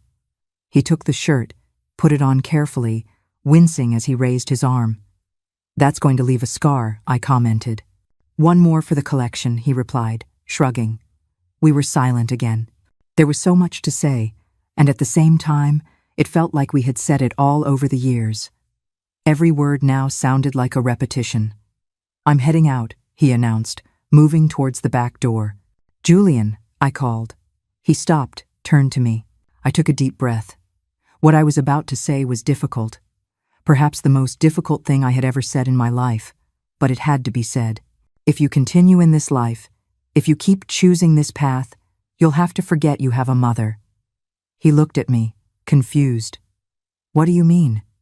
"Exactly what you're hearing. I can't anymore. I can't live waiting for the news that you've been killed, or arrested, or that you've disappeared. I can't spend sleepless nights wondering if you're alive or dead. I can't put Chloe and Caleb at risk by association." He kept staring at me, his eyes wide with surprise. "Are you kicking me out?" "No, son. I'm giving you a choice. The same one I gave you years ago, which you ignored. It's either the family or the crime. You can't have both anymore. I know what you're thinking. Margaret, how could you be so cruel? Your son was bleeding. Child, that wound in his side was nothing compared to the wound in his soul. If I didn't draw that line right then, I knew I'd lose him for good." That was the last prayer of a mother who was all out of time.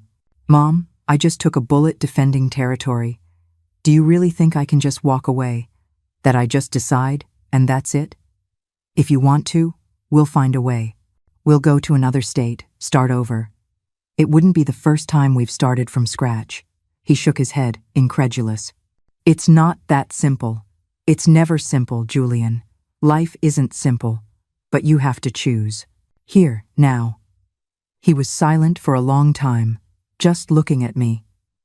I saw so many emotions pass through his eyes.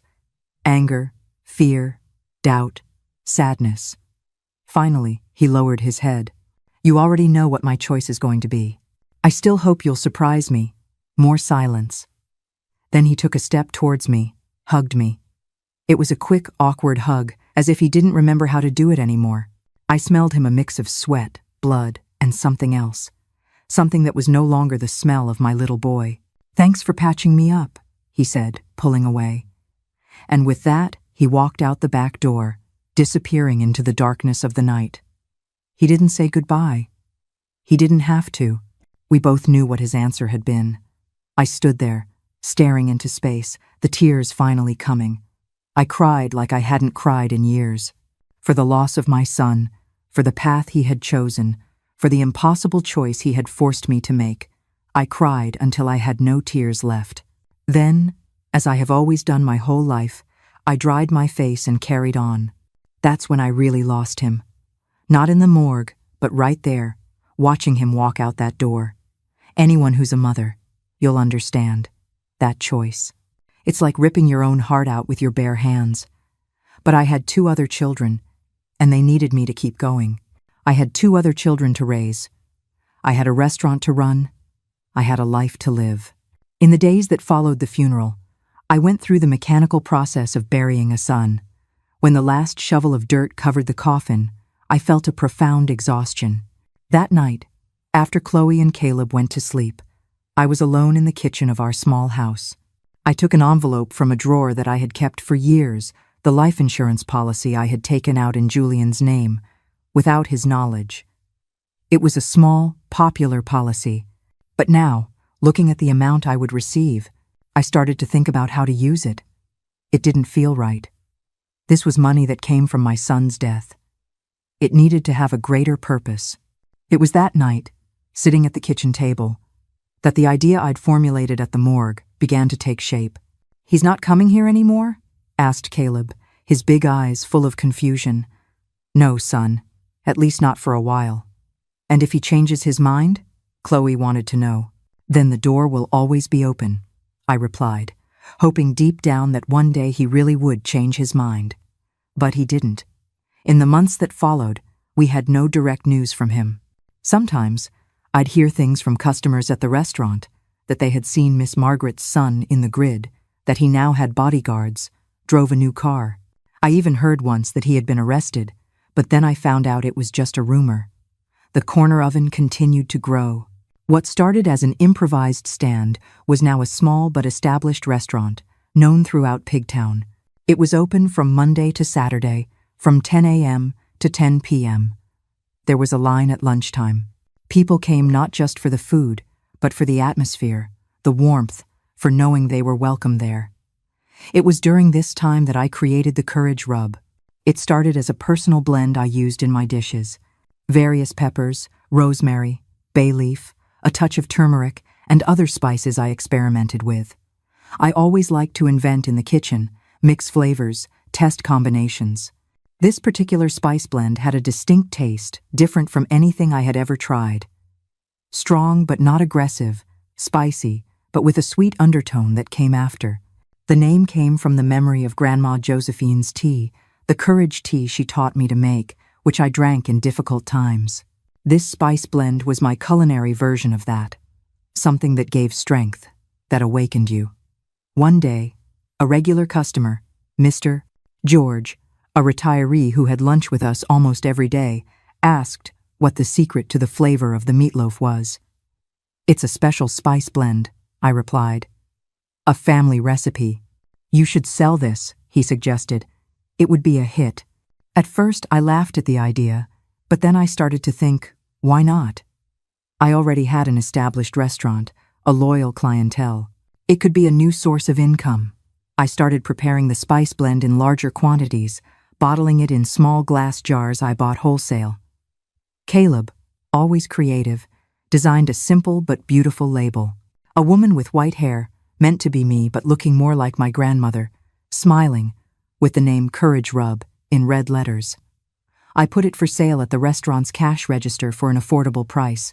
The first day, I sold 5 jars. The first week, 50.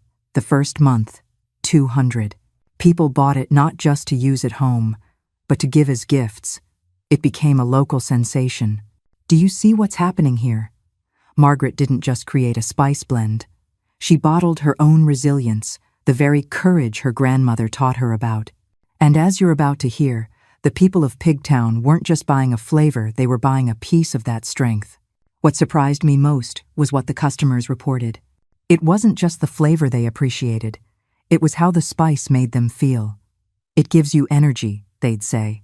"It lifts your spirits, makes yo Chloe," who had a sharp mind for business just like her palate, suggested expanding. You could make other blends, Mom, a joy spice, a peace blend, each with different spices. I followed her advice.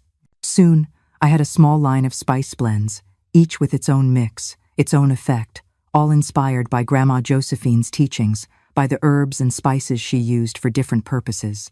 The restaurant became more than a place to eat. It became a meeting point.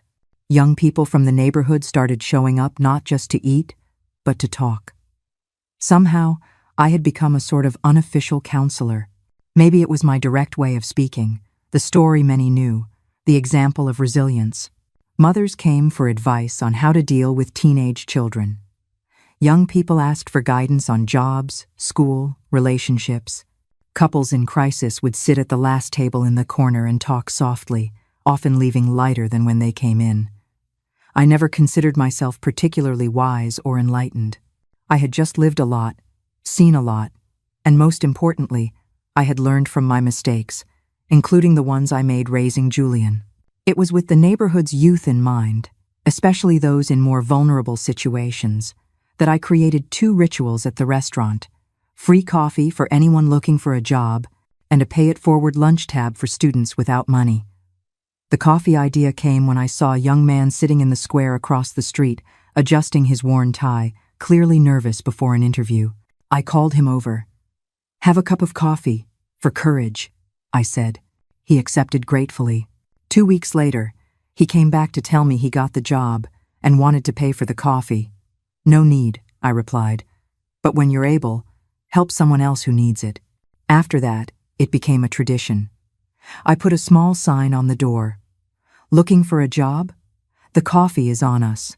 Sometimes it was just coffee. Other times, depending on the situation, I'd offer a scone, a muffin. It wasn't much, but for someone struggling, it made a difference.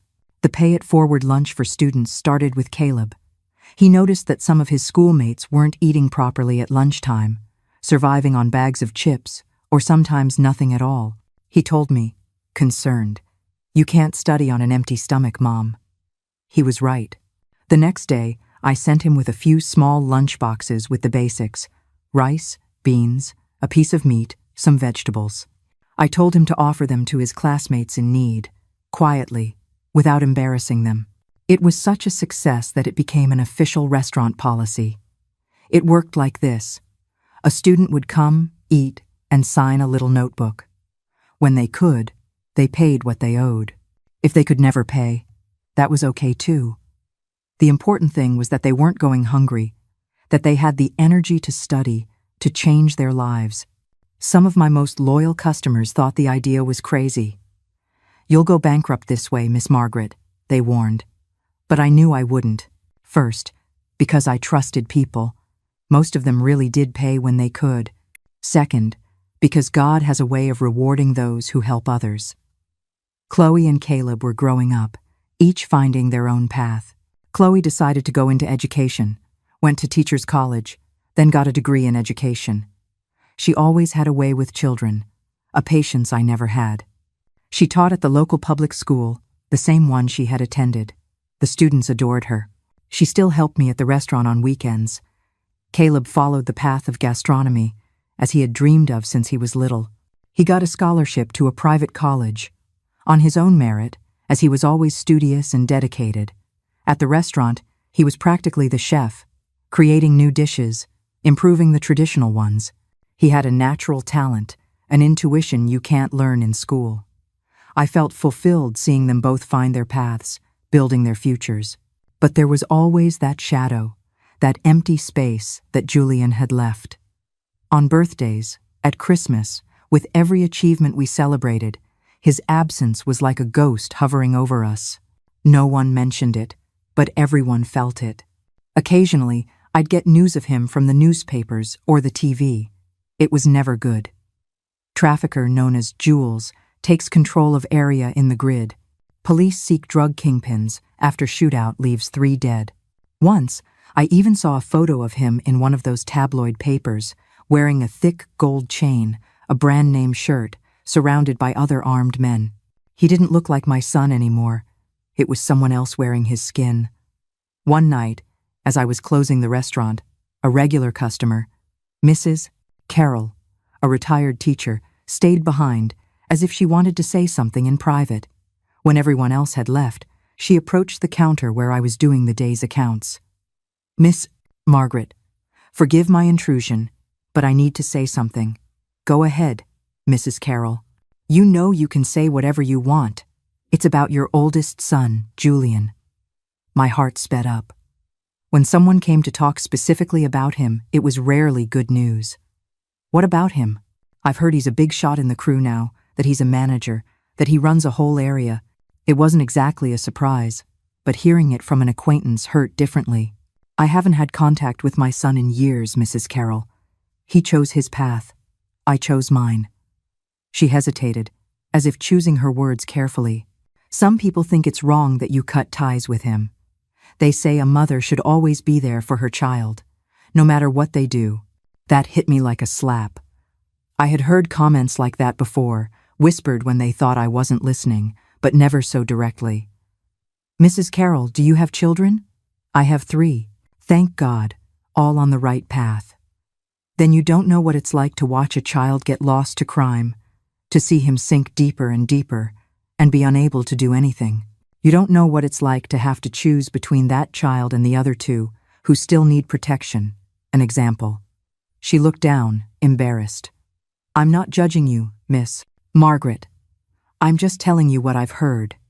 I know you're not judging, and I appreciate your honesty, but it wasn't an easy decision. It was the hardest one I've ever made in my life." She nodded, picked up her purse, and prepared to leave. "There's something else they told me that I thought you should know," she added at the door. "They say that even from a distance, he still protects you and the restaurant. That nobody messes with this place because they know it's Jules's mother's." With that, she left, leaving me alone with thoughts too heavy for that time of night. What Mrs. Carroll had said was true. I had known it for a while, though I tried to ignore it. The corner oven had a protection that no other business in the neighborhood had. The shadow of a powerful drug dealer, who, even after breaking with his mother, still watched over her from a distance. It was ironic. I had refused to pay protection money to the crew, and now I was receiving protection for free, whether I wanted it or not. I had made a point of building everything with honest work, and now my business was thriving in part because no one dared to mess with Jules's mother. You see that bitter irony, don't you? The shadow of the criminal life I hated. That was the very thing keeping my honest work safe. Life doesn't always give you clean choices, child. You just have to swallow that bitterness, keep your back straight, and get on with the work. Some people judged me for cutting Julian out of my life when he chose crime. They say a mother should always be there for her child, no matter what they do. Do you think I was wrong to keep my word? What would you have done in my place, with 2 other children to raise on the right path? There's no easy answer to that question. Even today, years later, I still wonder if I did the right thing. If I had kept him close, even with the life he was leading, maybe I could have had some positive influence. Or maybe I would have lost the other 2 as well, lured by the easy money, by the power their brother clearly had. These are choices no mother should ever have to make. Impossible choices, where any decision leaves a scar on the soul. A week after that conversation with Mrs. Carroll, I was leafing through the newspaper while having my coffee before opening the restaurant. On the 3rd page, a small article caught my attention. Police identified drug leaders in the grid. There was a photo of 3 men, their faces partially obscured to protect the ongoing investigation. Even with his face half hidden, I recognized him instantly. Julian was there, front and center. The article said he was one of the main players in the region's drug trade, responsible for expanding territory and modernizing operations. I stared at that photo for a long time. My son, my firstborn, now a drug lord, a name that struck fear. How had we gotten to this point? Where did the path diverge so radically? I folded the newspaper, put it in a drawer. I didn't want Chloe or Caleb to see it. Not right then. Maybe I'd tell them later, or maybe not. Maybe it was better to shield them from this reality as much as possible. I opened the restaurant just like any other day. I served coffee, pies, scones. I smiled at customers, listened to their stories, gave advice when asked.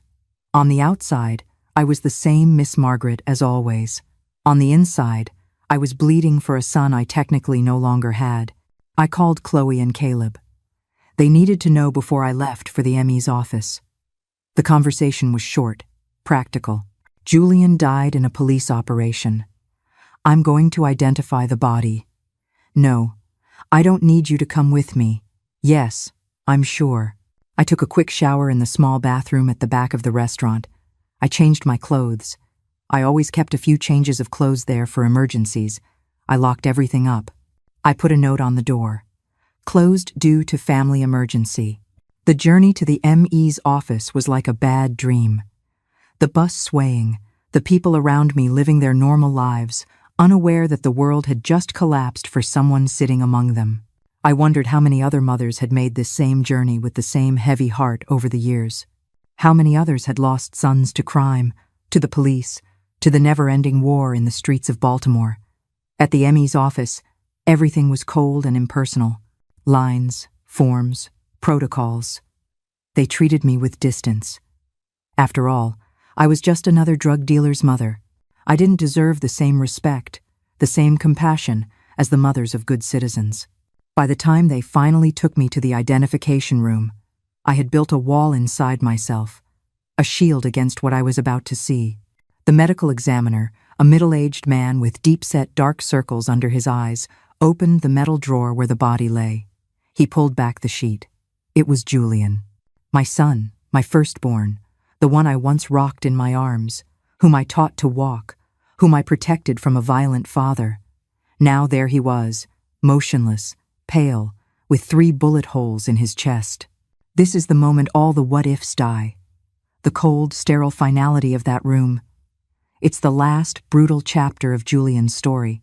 But for Margaret, sitting on that bench outside the morgue, a new, unexpected chapter is about to begin, born from this very tragedy. Is this him? The examiner asked, as a mere formality. Yes, I replied, my voice firm. It's my son. I kept looking at his face. He looked peaceful, almost as if he were sleeping. All the hard lines that the life of crime had etched on his face seemed softened by death. For a moment, I saw again the boy he had been before everything went wrong. Would you like a moment alone? The examiner asked, surprisingly gentle. I nodded. He left, closing the door behind him. I was there alone with my son for the last time. I didn't cry. I didn't speak. I just stood there looking, engraving every detail of that face into my memory.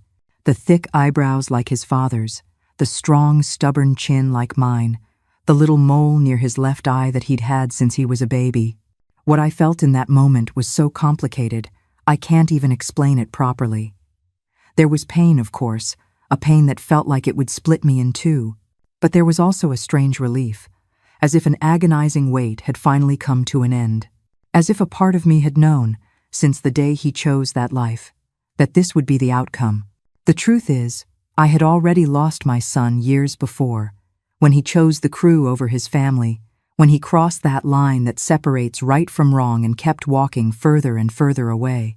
What I lost that morning at the ME's office was no longer the Julian I knew. It was a version of him that had ceased to exist a long time ago.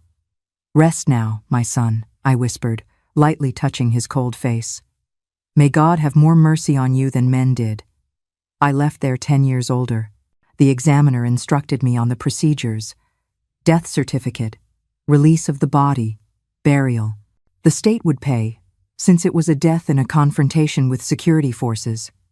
Another statistic, another number in the pacification reports, leaving the ME's office. The morning sun hit me with force, as if the world outside was indecently persistent in continuing to turn. I took the bus back to Pigtown in a daze. I couldn't even think straight about what would come next. How I would tell Chloe and Caleb, what the funeral would be like, how we would go on after this. When I got home, they were both already waiting for me. Chloe, always strong, trying to hold back tears. Caleb, more sensitive, crying openly. I hugged them both together, like I did when they were little. Was it really him? Chloe asked, already knowing the answer. It was, I confirmed. 3 shots to the chest. They said it was instant, that he didn't suffer. As if they would care. Caleb muttered with a bitterness I had never seen in him before. In the days that followed, I went through the mechanical process of burying a son, choosing a coffin, the simplest one, arranging for documents, receiving a few condolences from close friends, longtime neighbors, some loyal customers from the restaurant. But many people stayed away. After all, it was the funeral of a known drug dealer. No one wanted to be seen there. It was a small, quick funeral. The priest, an elderly man who had known the community for decades, spoke generic words of comfort without mentioning how Julian had died or what life he had led. It was better that way. We didn't need judgments or false absolutions. When it was all over, when the last shovel of dirt covered the coffin, I felt a profound exhaustion. Not just physical, it was soul weariness. As if I had lived 1,000 lives in one, and each one had been harder than the last. For a week, I was a ghost in my own home. I didn't open the restaurant. I sat in the dark, in that same kitchen, the cold coffee pot my only companion. Chloe and Caleb would tiptoe around me, their own grief a silent, heavy blanket in the apartment. They'd ask if I needed anything, and I'd just shake my head, because what I needed, my son, my real son, the boy he was gone forever. I felt the anger, the guilt, the what-ifs eating me alive. I was at the bottom, looking at a hole so deep I thought I'd never climb out. I had failed him. And now, I was failing the 2 I had left. Then, one night, after Chloe and Caleb had gone to sleep, I was alone in the kitchen of our small house. I took an envelope from a drawer that I had kept for years, the life insurance policy I had taken out in Julian's name, without his knowledge. It was a small, popular policy that cost little each month. I had bought it when he started getting involved with the crew, already anticipating that one day I would have to bury him. But now, looking at the amount I would receive, it wasn't much. But in our reality, it represented a few months of rent and food. I started to think about how to use it.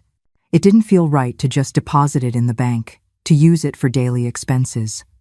This was money that came from my son's death. It needed to have a greater purpose. This is the pivot. This isn't blood money. It's a seed. Margaret is about to do something truly remarkable. She's going to use the very thing that symbolizes her son's tragic end to build a new beginning for other boys just like him. Stay with us to see how she does it. It was that night, sitting at the kitchen table with the insurance envelope in my hand, that the idea began to form. I couldn't bring Julian back. I couldn't change the choices he had made. But maybe I could prevent other young people from following the same path. Maybe I could transform this loss into something that made a difference. The next day, when I reopened the restaurant after being closed for a week for mourning, I started putting the plan into action. In the backyard area that we used for storage and service, there was enough space to build a small room. With the insurance money, I hired Mr. Raymond, a retired mason who frequented the restaurant, to do the work. It's going to be a classroom, I explained, a place where the kids from the neighborhood can study and learn to cook.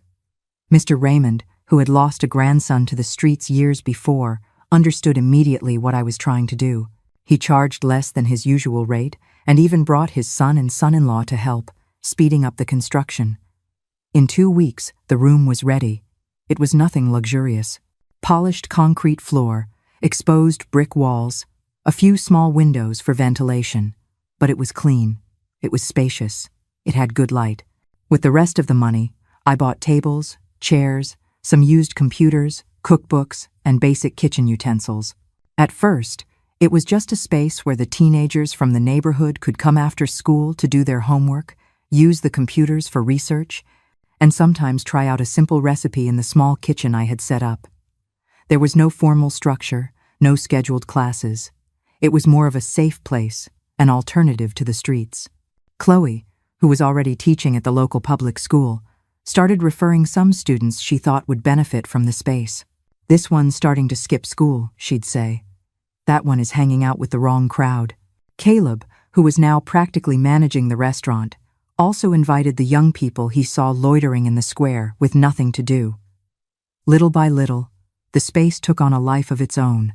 The teenagers started bringing their friends. Some parents came to ask if they could leave their children there after school while they worked. Word of mouth made the place known in the neighborhood as Miss Margaret's room. That's when the principal of the public school where Chloe taught approached me with a proposal. "Miss Margaret, have you ever thought about working at the school? We're in need of a lunch lady."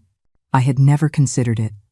The restaurant took up most of my time, and even with Chloe and Caleb helping, it was still a lot to manage. "I can't leave the restaurant," I replied. "You wouldn't have to leave it. The lunch shift is in the morning. You could work part-time at the school and continue with the restaurant in the afternoon and evening." It was an interesting proposal. The salary of a lunch lady wasn't much, but it would help with the bills. And, more importantly, it would give me direct access to more children and teenagers. I could identify those at risk before it was too late. I accepted. I started working at the school part-time. The kids loved me. They called me the yummy food lady. I, already in my 60 seconds, still had the energy to deal with the chaos of the cafeteria, the lines, the dietary preferences of each child. And more importantly, I kept an eye out. I noticed who wasn't eating properly, who always came in with dirty clothes, who had dark circles under their eyes from not sleeping. At first, the principal was suspicious when I asked to speak with a specific student. Over time, she began to trust my instincts. "Miss Margaret has an eye for these things," she would tell the other staff. "If she thinks something is wrong, it's because there is." That's how the Spice of Life classes were born. It started informally, with me inviting some at-risk students to the little room after school. There, while teaching them a simple recipe brownies, carrot cake, grits, I would talk with them, getting to know their realities. I discovered heartbreaking things. A boy who went hungry because his mother spent all their money on alcohol. A girl who was being abused by her stepfather when her mother went to work. A teenager who was already being courted by the crew, offering easy money, status, protection. For each situation, I tried to find a solution. Sometimes it was simply ensuring the child had at least one decent meal a day at the restaurant after school. Other times, it was talking to family members, guiding them to available social services, or referring them to child protective services when necessary. The mix of cooking and mentorship worked because it wasn't obvious, it wasn't invasive. The kids came to learn to cook something fun, practical, with immediate results. The conversation flowed naturally while their hands were busy. It was easier to talk about serious problems while mixing batter, chopping vegetables, or decorating a cake.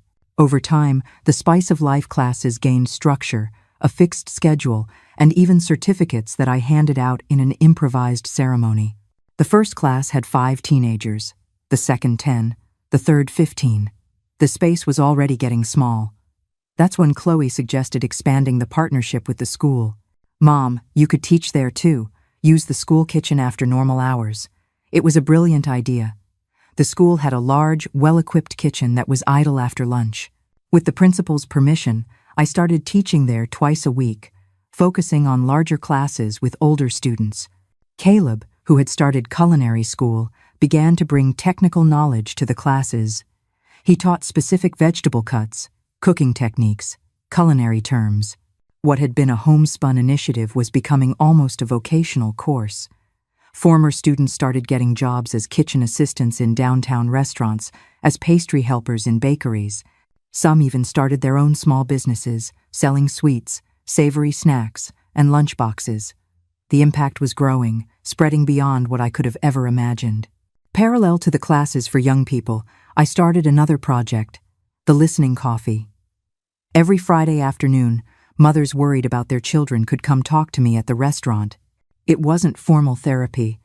I wasn't trained for that. It was just an older mother who had been through a lot, listening to other mothers, offering advice when asked, and sometimes just a shoulder to cry on. The format was simple. We served coffee and some sweets, usually cornbread or pudding, made by the students from the Spice of Life classes. The mothers talked about their worries, their difficulties. I shared my own experience, the loss of Julian, the signs I either missed at the time or didn't know how to address. Together, we sought strategies to intervene before it was too late.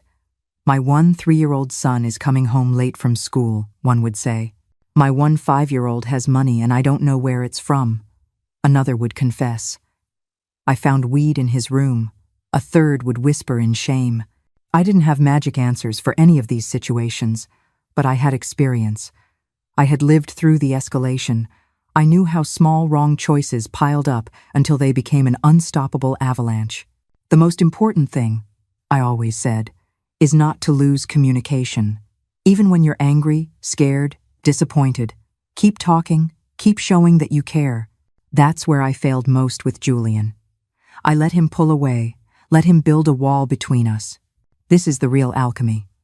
Margaret is taking her deepest, most personal wound, that wall she couldn't break down with Julian, and turning it into a bridge for every other mother in Pigtown. She's not just serving coffee, she's serving the hard-won wisdom that came at the cost of her son, and this is just the beginning of her real legacy. Some mothers cried, others thanked me. All of them came back the following week, bringing new worries, new challenges, and sometimes small victories for us to celebrate together. The listening coffee ended up becoming a support hub not just for mothers, but for the whole community. Widowed fathers, grandparents raising grandchildren, even teachers worried about specific students. Everyone knew that on Friday afternoons they could find an attentive ear and sincere advice at the corner oven. Over time, the restaurant was increasingly in Caleb's hands. He had a natural talent, a business vision.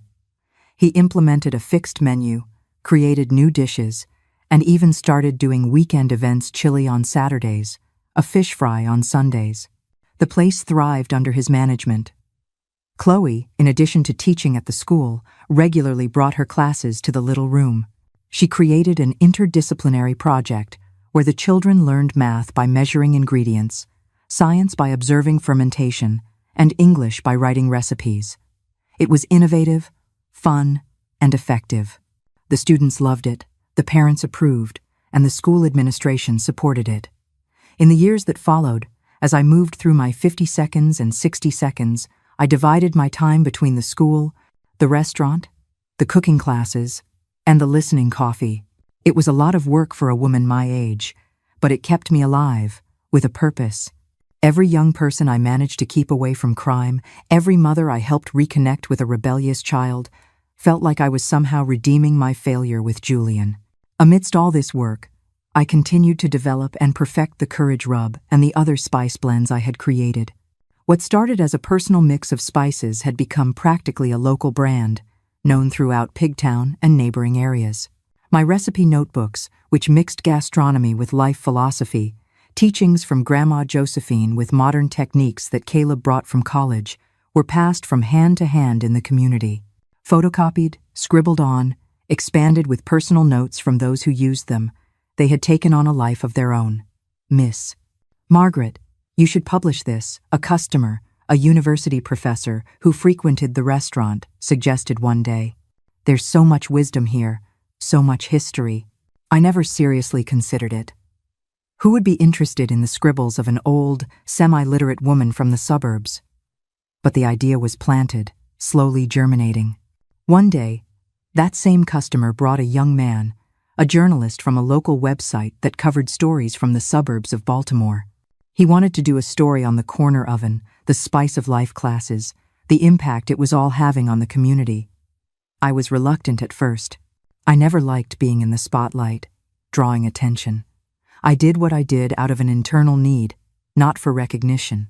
But Chloe and Caleb insisted, "Mom, your story can inspire other people. It can lead other communities to create similar projects." I ended up giving in. The young man spent a week with us at the restaurant, at the school, in the cooking classes, at the listening coffee. He took pictures, conducted interviews, observed. In the end, he produced a beautiful, honest report that captured the essence of what we were doing. The article went viral, as the young people say. It was shared thousands of times on social media, republished on larger websites, and even became a segment on a national news program. Suddenly, I was receiving calls from people in other states wanting to know how to replicate the project, how to implement something similar in their own communities. I wasn't prepared for all this attention, but Chloe and Caleb helped me navigate it. They created a simple project website, a contact email, even a social media page that I barely knew how to use. They responded to messages, organized information, and shared our experiences. The Courage Rub also got a spotlight in the report, and orders started coming in from all over the country. We didn't have the structure for large-scale production, nor the logistics for national shipping, but we fulfilled what we could, always maintaining the quality and authenticity of the original recipe. The spice blend had become a local symbol of resistance and determination. People didn't just buy it for the flavor, they bought it for the meaning, for the story behind it. Every jar that left the corner oven carried a piece of my journey, of my pain transformed into strength. Amidst this whirlwind of activity and recognition, I had moments of quiet, of reflection. Usually at night, after the restaurant closed and everyone had gone home, I would sit at a corner table, drinking tea, staring at nothing. In those moments, I thought of Julian, the boy he was, the man he could have been if he had made different choices, the mother I was, with all my mistakes, all my limitations, all the love I didn't always know how to express in the right way. The pain of the loss never completely went away. It was there, like a scar that aches when the weather is about to change. But I had found a way to live with it, to transform it into something bigger than myself. It wasn't exactly peace that I felt. It was something more complex, more profound. An acceptance that didn't erase the past, but allowed the future to be built from it, not in spite of it. An understanding that losing Julian to crime and then to death had given me a mission, to prevent other mothers from going through the same thing, to prevent other young people from following the same path. Every teenager who went through the Spice of Life classes and decided to stay in school instead of joining the crew was a small victory. Every mother who, after a session of the listening coffee, managed to reconnect with a child who was drifting away was a triumph. Every person who tried the Courage Rub and found in themselves the strength to face their own challenges was a confirmation that suffering could indeed be transformed into something positive. It didn't change the system as a whole, of course. The inner cities remained under siege, the drug trade continued to recruit, the police continued to kill. It was a drop in the ocean. But as my grandma Josephine used to say, "Honey, the ocean is made of drops. If everyone does their part, one day the tide will turn." On one of my nights of reflection, about 5 years after Julian's death, I had an unexpected visitor. I was already closing the restaurant when a young man entered, in his early 20s, thin, with a shaved head, and the face of someone who had seen too much in life. "Can I help you?" I asked, thinking he was another last-minute customer. "You're Miss Margaret, right? Jules's mom?" My heart skipped a beat. When someone came to talk about Julian, especially using his street name, it was rarely good news. "I am," I replied cautiously. "Who are you?" "My name is Jessie. I was a friend of your son. From the crew." I tensed up. What did he want? Why was he here after all this time? "What can I do for you?" I asked, keeping my distance. The young man seemed nervous, restless. He took something out of his pocket. My first instinct was to think it was a weapon, but it was just a folded envelope. "I was with Jules the day that, you know, the operation." I remained silent, waiting for him to continue. "Before it all went down, he gave me this. He asked me to give it to you if he didn't make it back." He held the envelope out to me. I took it with trembling hands. "Why are you only giving this to me now, after 5 years?" He looked down, ashamed. "I got locked up right after. I just got out. First thing I did was come here to keep the promise I made to Jules." I opened the envelope right there. Inside was a handwritten letter, in a script I recognized instantly. The same handwriting as my little boy's on his school tests that I still kept, and with the letter, an old photo. Julian, about 10 years old, smiling, hugging me at the door of our first house in Pigtown. The tears came without warning, blurring my vision. I had to sit down. "He talked about you a lot," the young man said. "Even after you two grew apart, he always spoke with respect, always made sure no one messed with you or the restaurant." I wiped my tears, looked at him. He was still young, with his whole life ahead of him. And you, Jesse? Are you going back to the crew now that you're out of prison? He hesitated, then shook his head. I'm thinking of starting over. I have a little girl now.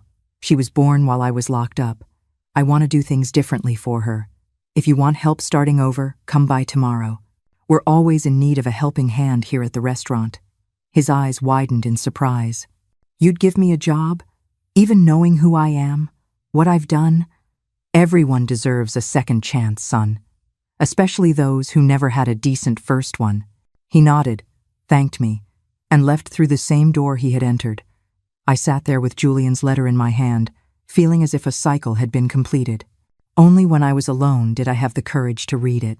Mom, if this letter reached you, it's because what we always knew would happen one day happened. I don't want you to be sad. I chose my path knowing where it ended. I just wanted to say that you were always right about everything. About the choice you made me make, about the warnings, about cutting ties when you saw there was no other way. It was the right thing to do to protect Chloe and Caleb. Even from afar, I never stopped thinking about you, being proud of the warrior mother who raised 3 children alone. I always made sure that no one ever messed with you or the restaurant. It was the least I could do. I hope one day you can forgive me. Not for the choices I made, I own those, but for the pain I caused, for the sleepless nights, for the shame I brought to our name. Always your son, Julian. I folded the letter carefully, clutching it to my chest. That night, I didn't just cry. I wailed. The dam I had built inside me for 30 years, the night Frank broke his arm, the day I fled, the night the stand burned, the day I gave Julian that final choice. The morning I saw him on that cold metal slab, it all broke. I cried for the boy he was, and for the man he never got to be. But for the first time, the tears weren't just for the pain. They were for the release. All those years I had carried the guilt of that choice.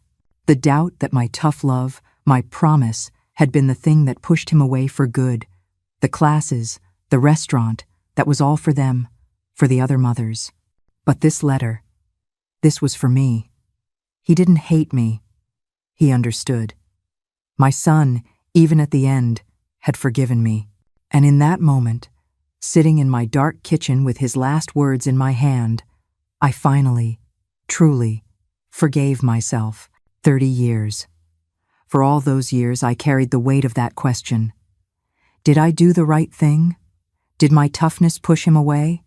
And then, that letter.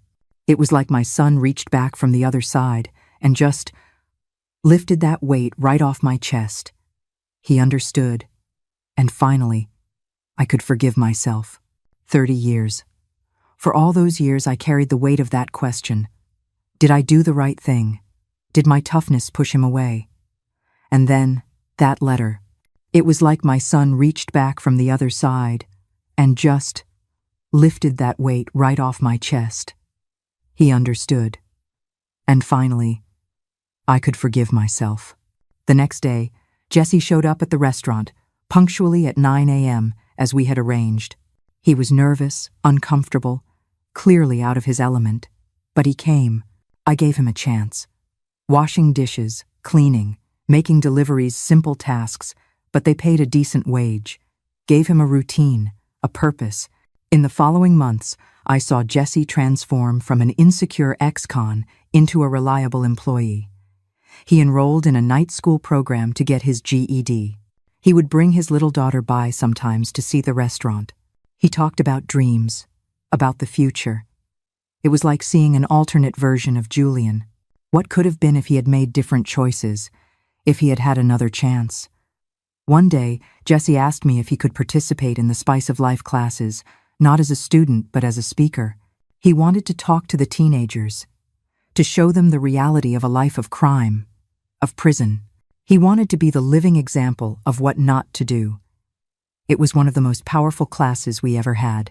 The young people, especially the boys who were already flirting with the crew, listened to Jesse with an attention they never gave to ordinary adults. He spoke their language. He knew the temptations, the pressures, and most importantly, he showed that there was a way out, that you could change your path.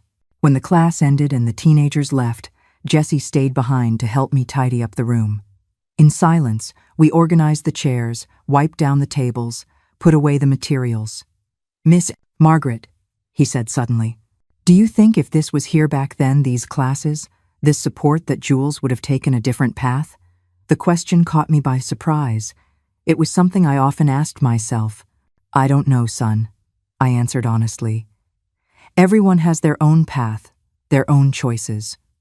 What I do know is that every boy or girl we manage to keep away from crime is a victory, a life that won't end in a morgue drawer, a mother who won't have to do what I did. He nodded thoughtfully. "Is that why you do all this? To make up for Jules?" "In the beginning, maybe it was," I admitted. "A way to deal with the guilt, with the grief. But now it's because I know it works. Because I see the impact, the difference it makes. Because it's the legacy I want to leave. Not of a mother who lost her son to crime, but of a woman who transformed that loss into something bigger than herself." This morning, I heard the helicopters again, that familiar thump, thump, thump over the Pigtown sky. But instead of that gut-twisting fear, I just felt peace. It wasn't waiting for my boy anymore. Now, the loudest sound in my kitchen is my granddaughter, Josephine, showing little Caleb how to use his great-grandmother's recipes. She has Chloe's hands and my spirit. They are Julian's legacy, built from the ashes.